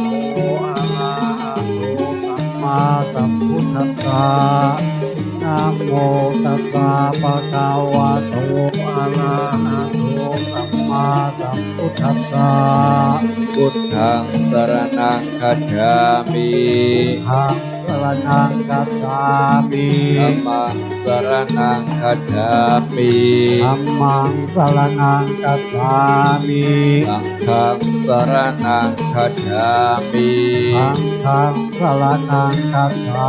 มิ ทุติยัมปิพุทธังสรณังคัจฉามิ ทุติยัมปิพุทธังสรณังคัจฉามิ ทุติยัมปิธัมมังสรณังคัจฉามิ ทุติยัมปิธัมมังสรณังคัจฉามิ ทุติยัมปิสังฆังสรณังคัจฉามิ ทุติยัมปิสังฆังสรณังคัจฉามิ ตาติยัมปิพุทธังสรณังคัจฉามิ อาติยัมปิพุทธังสรณังคัจฉามิ ตาติยัมปิธัมมังสรณังคัจฉามิ อาติยัมปิธัมมังสรณังคัจฉา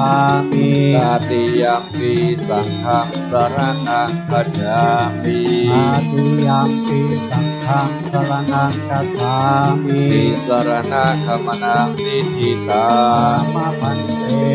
อานาดิปาตาเวรมณีสิกขาปะทังสมาธิยามิ อานาติปาตาเวรมณีสิกขาปะทังสมาธิยามิ อาทินนาทานาเวรมณีสิกขาปะทังสมาธิยามิ อาทินาทนา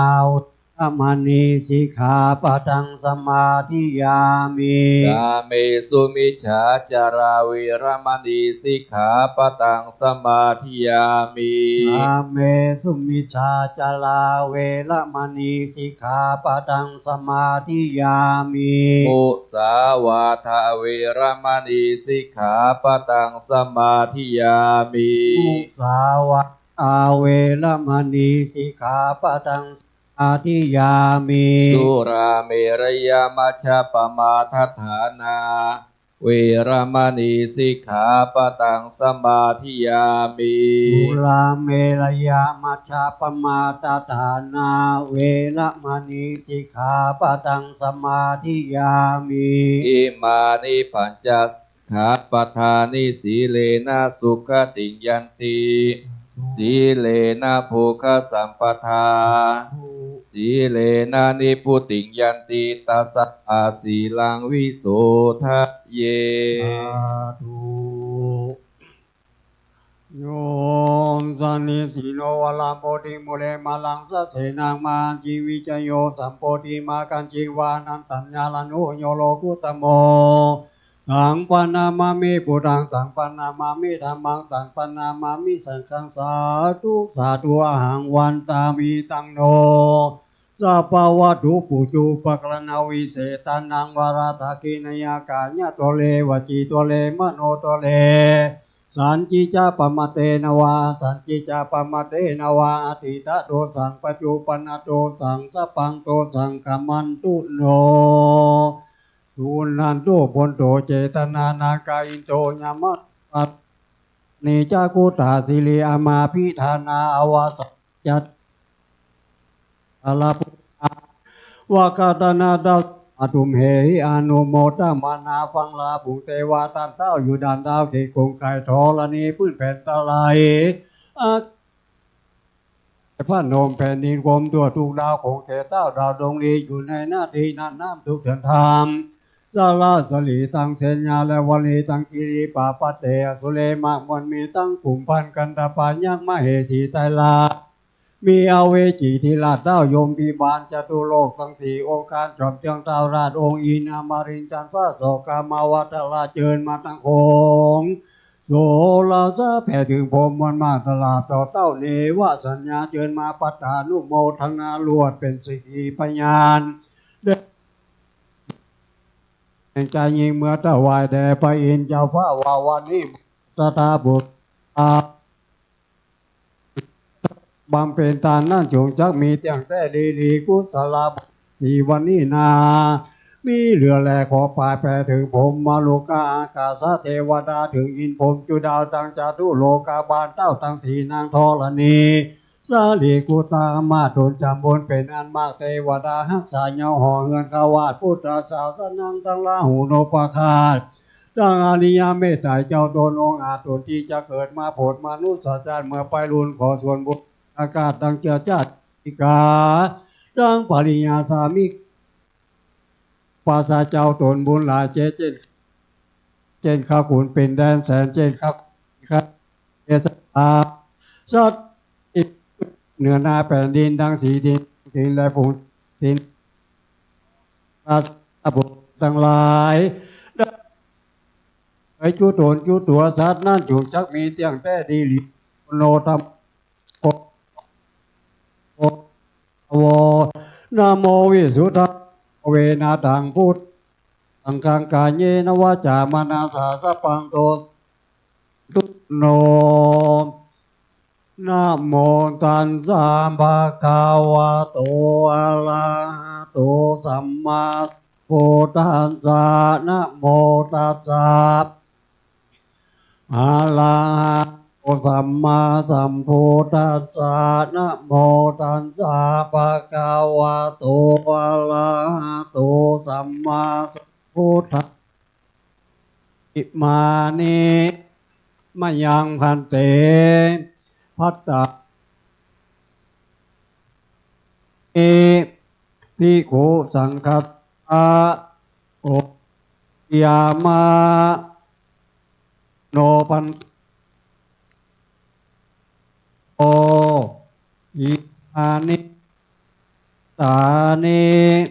สัพพะริปาราปังทิตัสสังหิตายะสุขายะข้าแด่พระสงฆ์ผู้เจริญทั้งหลายขอน้อมถวายพัฒหารพร้อมบริวารทั้งหลายองค์พระสงฆ์พร้อมกับของบริวารหลายเหล่านี้ของข้าพเจ้าทั้งหลายเพื่อประโยชน์และความสุขแก่ข้าพเจ้าทั้งหลายตลอดกาลนานเถิดสาธุ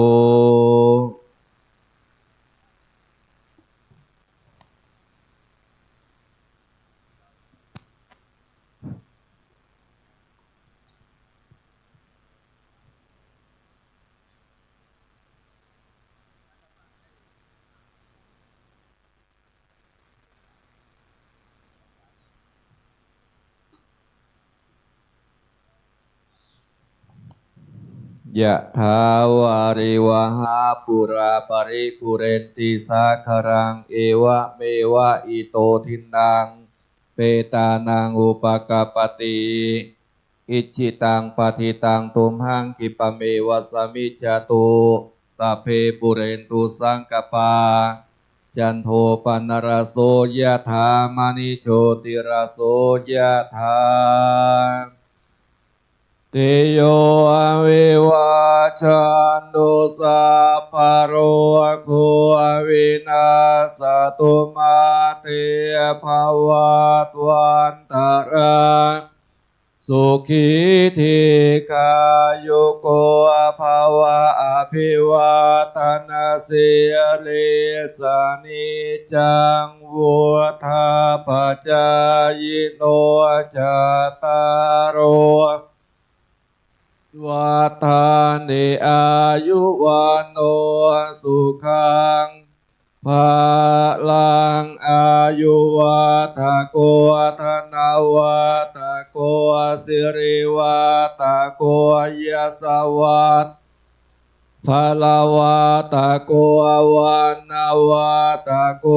สุขวัฏโกโอ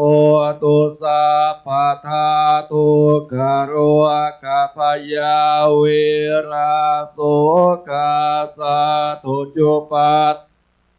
อเนกาอันตรายาปิวินาสันตุจเตจะสัจจยสิทธิธนังลาภังโสดภคายังสุขังภรังสิริอายุจวันโนจะโพคังวุฒจายาสาวาสตาวาสาจะอายุจะเชวาสิทธิภวันตุเตภวตุสัพคารังราคันตุสัพพเทวตาสัพพพุทธานุภาเวนัสทธาโสทิตุเตภวตุสัพพมังคารังราคันตุสัพพเทวตาสัพพธรรมานุภาเวนัสทธาภวันตุเตภวตุสัพพมังคารังราคันตุสัพพเทวตาสัพพสังฆานุภาเวนัสทธาโสทิ ภาวันตุเต ธุอิตังตานากรรมังนิปัสสัมยตุโนนิอิลากรรมังนักปัญโยโหนตุโนนิจังอิตังภาวนากัม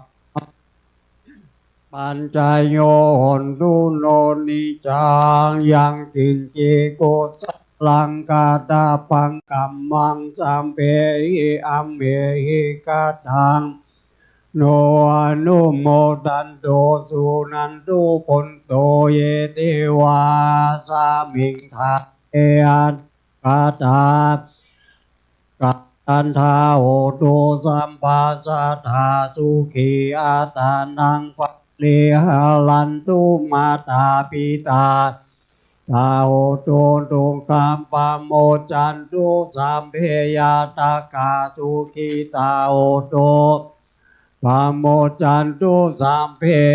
ยาตากาสุขีตาโหตุตุสัพปะโมจันตุสัพเพปิตาสัพเพยาเปตาสุขีตาโหอาปะโมตุเปนาคาตาสุขีอุคาปะโมจันโตสัพเพเทวาสุขีตาโหตุตุคาปะโมจันโตสัพเพอาจาริโยสุขีตาโหตุตุคาปะโมจันตุสัมปะสัมปะติโยสัมมิจันตุโววันตาเมพุทธังสัมภะเมวะโตสังฆามาทาเมปันเตวันตามิธัมมังวันโตสังฆามาทาเมปันเตวันตามิสังฆังสัพพะเมวะโตสังฆามาทาเมปันเตมิกุโลปัญจา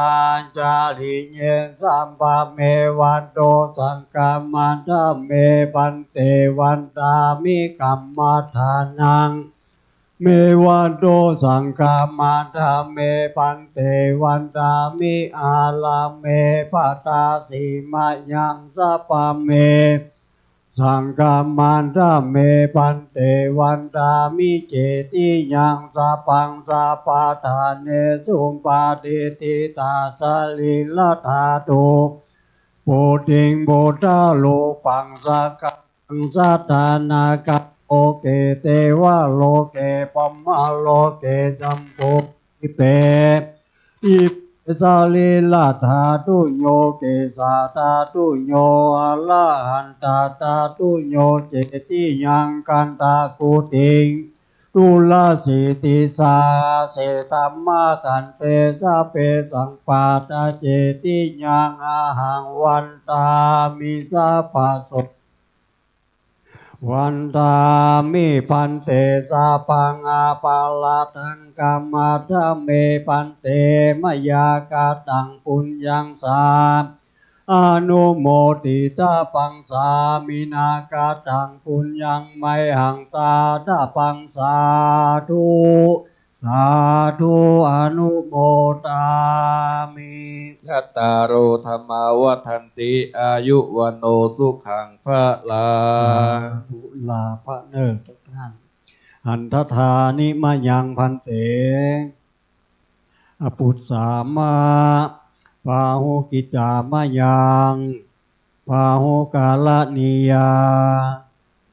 ยัสสธานิตุมเหกาลังมัญญาธา สาธุพันเต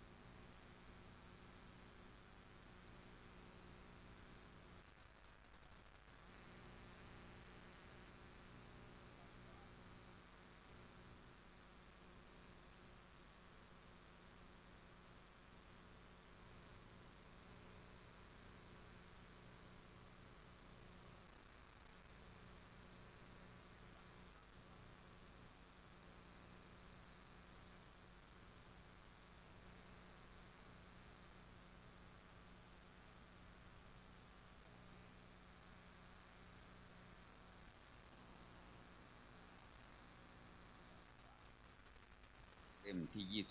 25 เกี่ยวกับเรื่องกรรมที่พระพุทธองค์ตรัสว่ากัมมุนาวัจจะสิ่งใดใครมาสัตว์โลกย่อมกรรมบรรดาสัตว์ทั่วไปประสบโชคสามมิใช่เองทันใดอันเกิดเร็วเลิศตามกรรมอย่างนี้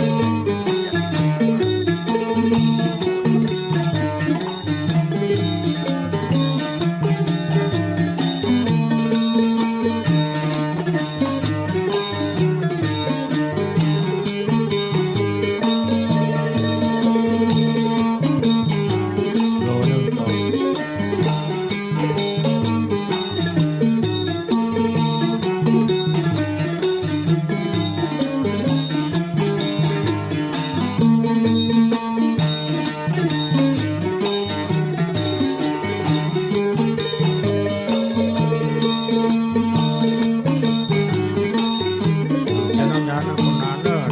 นานมากเจ้าสัมมาญาณยะหาวาลีวะหามุลาปาลิปุเรติตากะละเวะโยนิจังเรตานังปัตตัมปะเทวิตังปัตตังสุปังสุปะเรวะสัมมิจตุ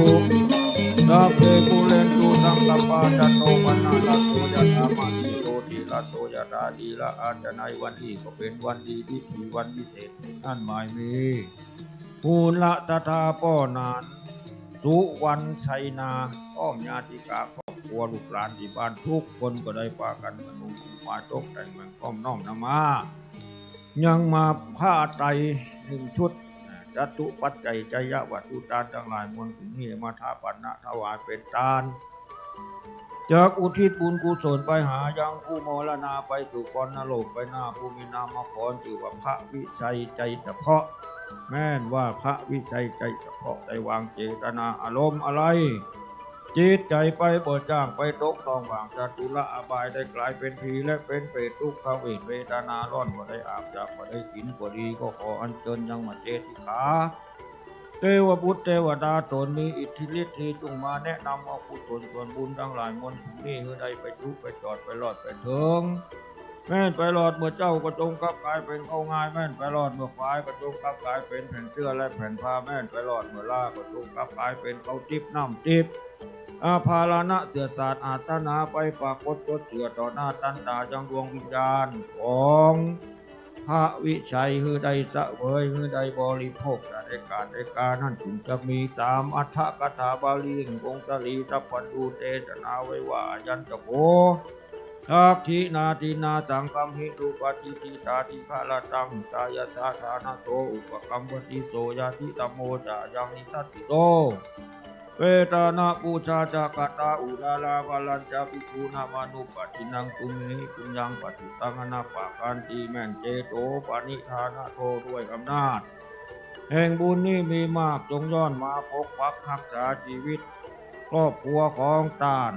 ในวาระดีถีปีใหม่มานี้ทุกนี้ได้ปากันอยู่เย็นเป็นทุกข์ปราศจากทุกโศกโรคภัยอุปสรรคอันตรายทั้งหลายทั้งปวงสิ่งใดที่เป็นไปเพื่อโทษเพื่อภัยก็ทิ้งนั่นอย่าได้เกิดมีมาสิ่งใดที่เป็นไปเพื่อบุญเพื่อกุศลเพื่อความสุขอันไพบูรณ์ก็สิ่งนั้นจงเกิดมีมาแก่ชีวิตและครอบครัวของตาลเป็นอเนกประการและขอจงเจริญโดยจตุรพิกรชัยทั้งสี่ประการนั่นคืออายุคือมีอายุเที่ยงมั่นยืนยาวตราบสิ้นสัตวัฏการวันนะคือมีวันนะผิวพรรณอันพุทธทองเป็นที่ต้องตาเจริญใจของผู้ได้พบในหันทุกขะก็ขอมีความสมบูรณ์พูนทุกแก่ชีวิตและครอบครัวพละคือมีพละกำลังทั้งกำลังกายและกำลังจิตใจเพื่อจะได้ต่อต้านทัพภาระจำภาระและหน้าที่การงานเพื่อจะได้มาจึงฐานะสารสมบัติตลอดการเป็นนิจมีดวงจิตสถิตมั่นในสัจธรรมนำตนคือได้พ้นจากทุกข์ถึงทุกข์อันไพบูรณ์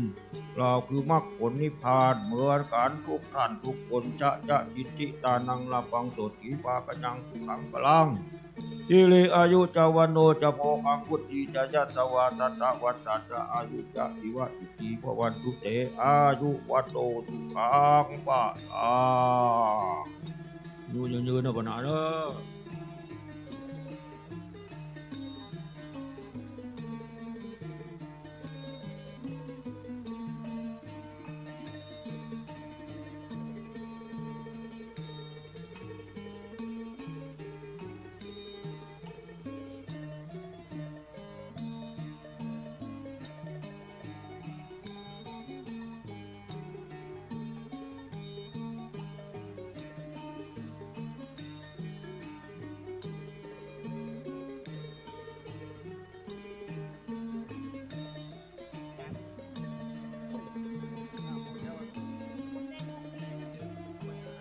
ไปเอา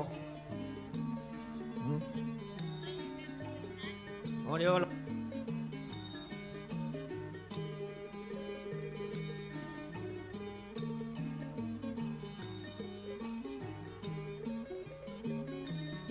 รอตุลุงเล็กกำเนาะก็ไปเอาแว่นตาก่อน70 ปลายแล้วอนุโมทนากับชมรมผู้ปฏิบัติธรรมทุกวันเสาร์เนอวัดพุทธบาทอุดมนำโดยแม่จงดีเชื้อกันทามาตั้งโรงทานกาแฟ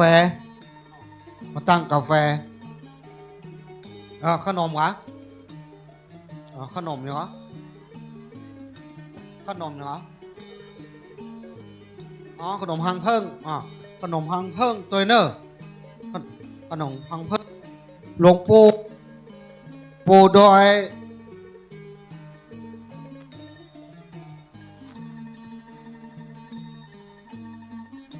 มามีก็มามีถ้าหูจักถ้าเป็น FC เต้ต้องหูจักกับคนอู้เนี่ยอยู่วัดไหนมามีจะไปเถียงตุ๊จะไม่มาเถียงเพราะว่าถ้าหูจักต้องหูต้องว่าคนอู้นี่ชื่อหยังแล้วก็อยู่วัดไหนวัดพระธาตุม่อนปินตู้ไปเลินตู้ไปเลินหูมีอยู่37 ตน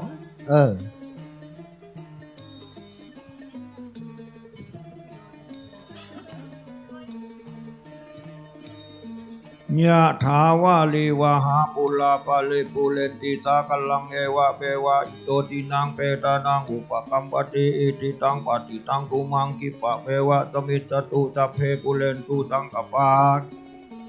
จันโทปนะละโสยะถามานิโสติละโสยะถาดีละอาจารย์วันนี้ก็เป็นวันดีที่วันพิเศษเหตุนั้นหมายมีมูลตาแม่บัวพัดกุลันเนาะบ้านต้นซานแม่ศูนย์ฝางพร้อมญาติกาครอบครัวหมายมีแม่คำแดงคลององมีกะองมีบ้านแม่ศูนย์พร้อมญาติกาครอบครัวที่บ้านทุกคนก็ได้พากันกระนุงองค์ปลายตกแต่งแบ่งข้อมน้อมนำมาจะทุปัจจัยใจยะวัตถุทานกลางหลายมวลปูนี้อมตะปัณณะถวายเป็นการร่วมทำบุญก่อสร้างพระธาตุบูรณะพระธาตุจักอุทิศบุญกุศลไว้เพื่อตัวตนครอบครัวในภายภาคหน้าก็ด้วยอำนาจแห่งคุณพระศรีรัตนตรัยพระพุทธพระธรรมพระสงฆ์จงโดนบันดาลให้ชีวิตครอบครัวของท่านมีความสุขความเจริญประสบแต่ทรัพย์พึงมงคลสมบูรณ์พูนผลไปด้วยสิ่งที่ตนปรารถนาทุกเรื่องทุกประการนั้นจึงจะมีสัพพิติโยวิวัตตุสัพพะโลกโควินาสันตุมาเตภาวะตวันตรายโยสุขีติกายุโกภาวะอาภิวาทนาสีลิสานิจังอุตตาปัจจายุโดจาตาโลธรรมาวาทันติอายุวัตโตสุขังปะลา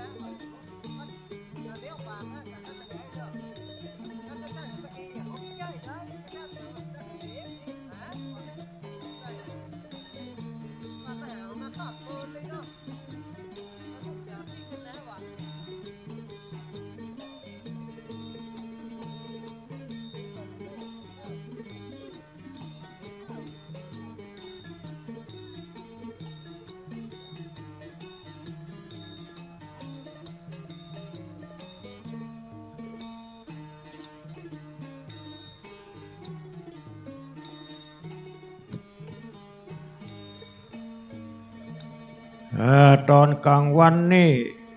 มีเวลาว่างก็ถ้าญาติโยมอยากจะมาตานขันคงขันเข้าตานทำตานเพื่อตัวเพื่อตนในภายภาคหน้าจะตานอะไรก็ได้เป็นจตุปัจจัยก็ได้จะมาพุทธาตังคทานของตานก็มีที่พุทธาอยู่มีอยู่ก็ได้เนอะสำหรับเมื่อวันเพราะว่าวันนี้แห่งวันค่ำที่จะมีโอกาสแล้ววันพุธนี่ก็จะออกกรรมกันละแม่กันออกกรรมแล้วก็หมดได้ทำละจะมาวันพุธวันจันทร์ละย่นยันละเพราะว่าคนก็จะนักคนก็จะมุ่งมาในวันสุดท้ายเจ้าสุดท้ายจิตแล้วเขาก็บอกมีโอกาสก็ทำบุญทานผีตรงผีตายมันก็มีปั่นปุงปั่นป้อนหลายระบบน่าจะสะดวกสบายจะตัดสินใจทำก็ทำกันเสียในวันนี้วันเวลาทุกนาทีล้วนมีก้าโบราณว่าน้ำขึ้นใสให้รีบรักตัวพัดกันประกันพุ่งมุ่งชานักจะเสียซักเพราะว่าเวลาบ่คอยไผ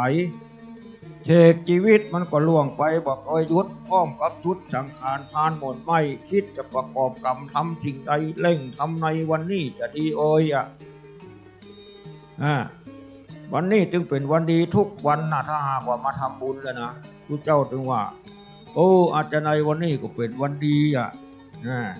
วันเสียวันยังปนานว่าทุลุงว่าประทูวันนี้วันเสียแท้ๆแต่ว่าจะเสียเฉพาะวันเดือนปีที่เป็นกำหนดโหราศาสตร์ต่ออันวันไหนที่เขาประพฤติปฏิบัติได้ดีวันนั้นดีที่สุดการทำบุญจุนทานการรักษาศีลเจริญภาวนาวันไหนได้ทำวันนั้นละเป็นวันดีสำหรับชีวิตเราวันพรุ่งนี้อยู่ไก่ยังบ่เกิดจังมันเถิดจะร้อนไปก่อนใครเอาวันวานี่เสียแล้วก็เลี้ยวไปอย่าเอาใจไปคล้องทั้ง2 วัน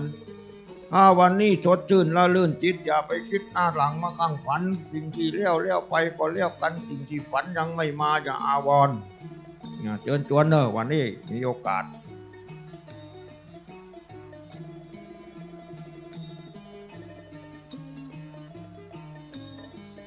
ผู้ที่สาเหตุที่จะนำความทุกข์มาให้ชีวิตทุกคนต้องการแสวงหาความทุกข์มาให้ตัวแต่ไปประกอบเหตุนั้นเป็นเหตุแห่งความทุกข์ความทุกข์ที่ไหนจะมาถึงตัวเขาได้เขาก็จะได้เหตุเหตุอันทุกข์ก็จะได้ทุกข์นั่นแหละมาเป็นผลสุขกถาชื่อพระสูตรว่าเหตุที่นำความทุกข์มาให้มี8 ประการฟังไว้เพื่อจะได้ทำตามนี่แล้วจะได้ความทุกข์1. ปฏิบัติดีต่อพ่อต่อแม่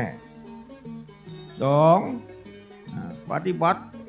ดีต่อพ่อต่อแม่เขาว่าเมื่อยังมีชีวิตอยู่ให้ปฏิบัติดีต่อพ่อต่อแม่มันยังมีชีวิตอยู่นะคือปลนเปลือช่วยเหลือพ่อช่วยเหลือแม่ช่วยทำการทำงานซื้อเสื้อผ้าอาภรณ์คนเฒ่าคนแก่ซื้อยกซื้อยาคนนิพัฒน์คนป่วยเอาไปหุงยา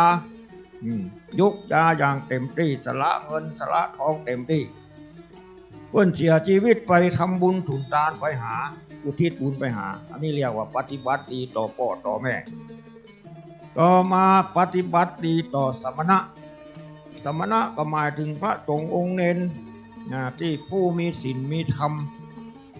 สมณะนี่เป็นมนุษย์พิเศษไม่ได้ชื่อว่าเป็นมนุษย์ละเอาห้องว่าเป็นสมณะเป็นเพศบรรพชิตปัจจัยเพศหญิงปัจจัยเพศชายเป็นเพศพรหมจรรย์ที่เราสวดมนต์กันว่าเราจะปฏิบัติพรหมจรรย์ในพระธรรมของพระสัมมาสัมพุทธเจ้านี่เพศพรหมจรรย์นับว่าเป็นผู้ที่วิเศษกว่ามนุษย์ทั้งหลายเพราะว่าทำตัวเหมือนมนุษย์มาเอาผัวมาเอาเมียมาสร้างฐานะรักฐานอาศัยบิณฑบาตฉันวันละมื้อ2 มื้อว่ายึดติดในอาหารการกินบ้านจองที่อยู่บ่มีอาศัยวัดวาที่ศรัทธาสร้างเท่านั้นดังนั้นสมณะจึงนับว่าเป็นที่ควรจะส่งเสริมเพราะว่าคนดีมันหายากเนาะแล้วก็ปฏิบัติอยู่ยากโดย ที่ปฏิบัติต่อผู้บริสุทธิ์ผู้บริสุทธิ์หมายถึงคนที่มีศีลมีธรรมมีทานมีธรรมคนมีศีลมีธรรมนี่หายากบ้านหนึ่งจองหนึ่งจะหาได้บักกี่คนไอ้ขี้เหล้าขี้ยานี่มันโอ้โจรลุกๆอาจจะดีแต่ถึงบักใครมีหายาก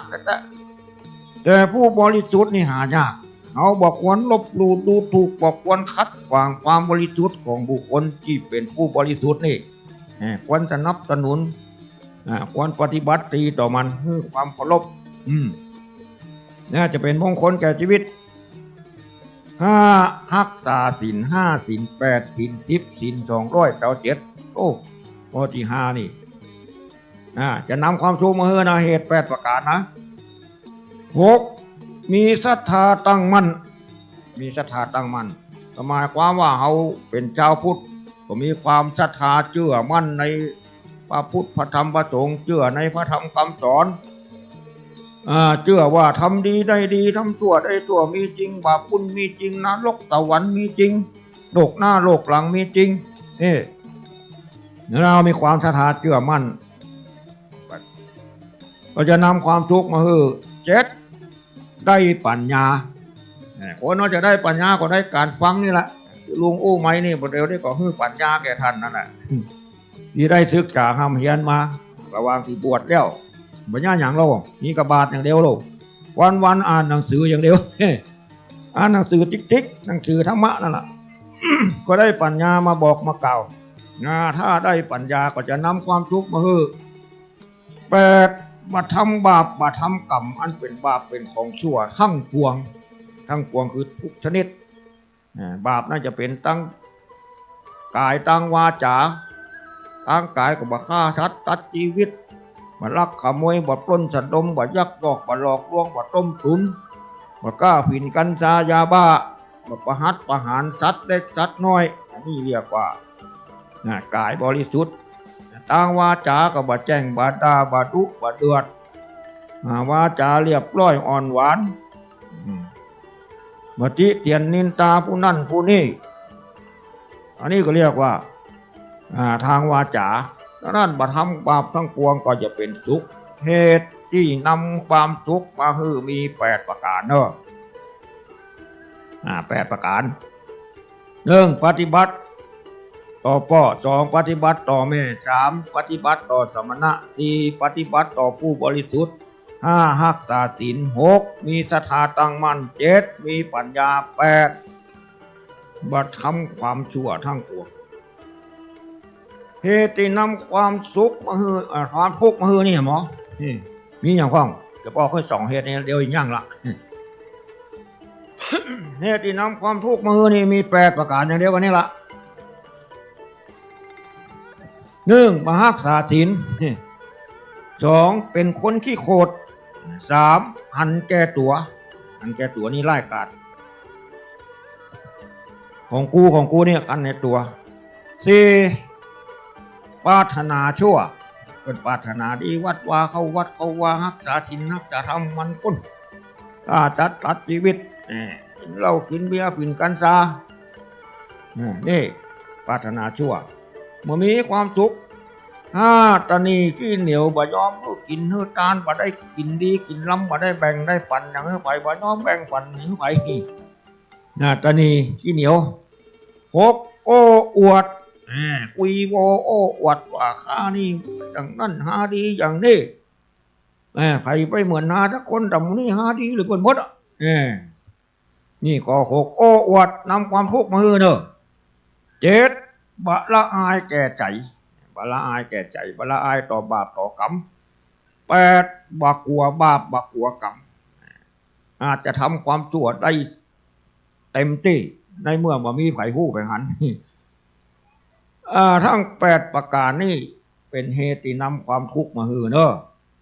ลืมหืมกรรมฟังกรรมก่อน1บ่รักษาศีลนะมีศีลซะก็2ขี้โคตร3หันแก่ตัว4ปรารถนาชั่ว5ตานีขี้เหนียว6ขี้คุยอวด7บละอายแก่ใจทำชั่วได้อย่างสะดวกสบายตรงหน้าตรงตาไผก็ดื้ออายอย่าว่าอายเพื่อนหน้ากูเป็นตุ๊เจ้ากูเป็นพระ กูเป็นคนใหญ่กูเป็นมนุษย์ไม่ใช่สัตว์น่าละอายเหมือนนี้คนบาละอายข้อที่7ข้อที่8บอกกลัวบาปเอาละธรรมะคำสอนในเจ้าก็ได้ก็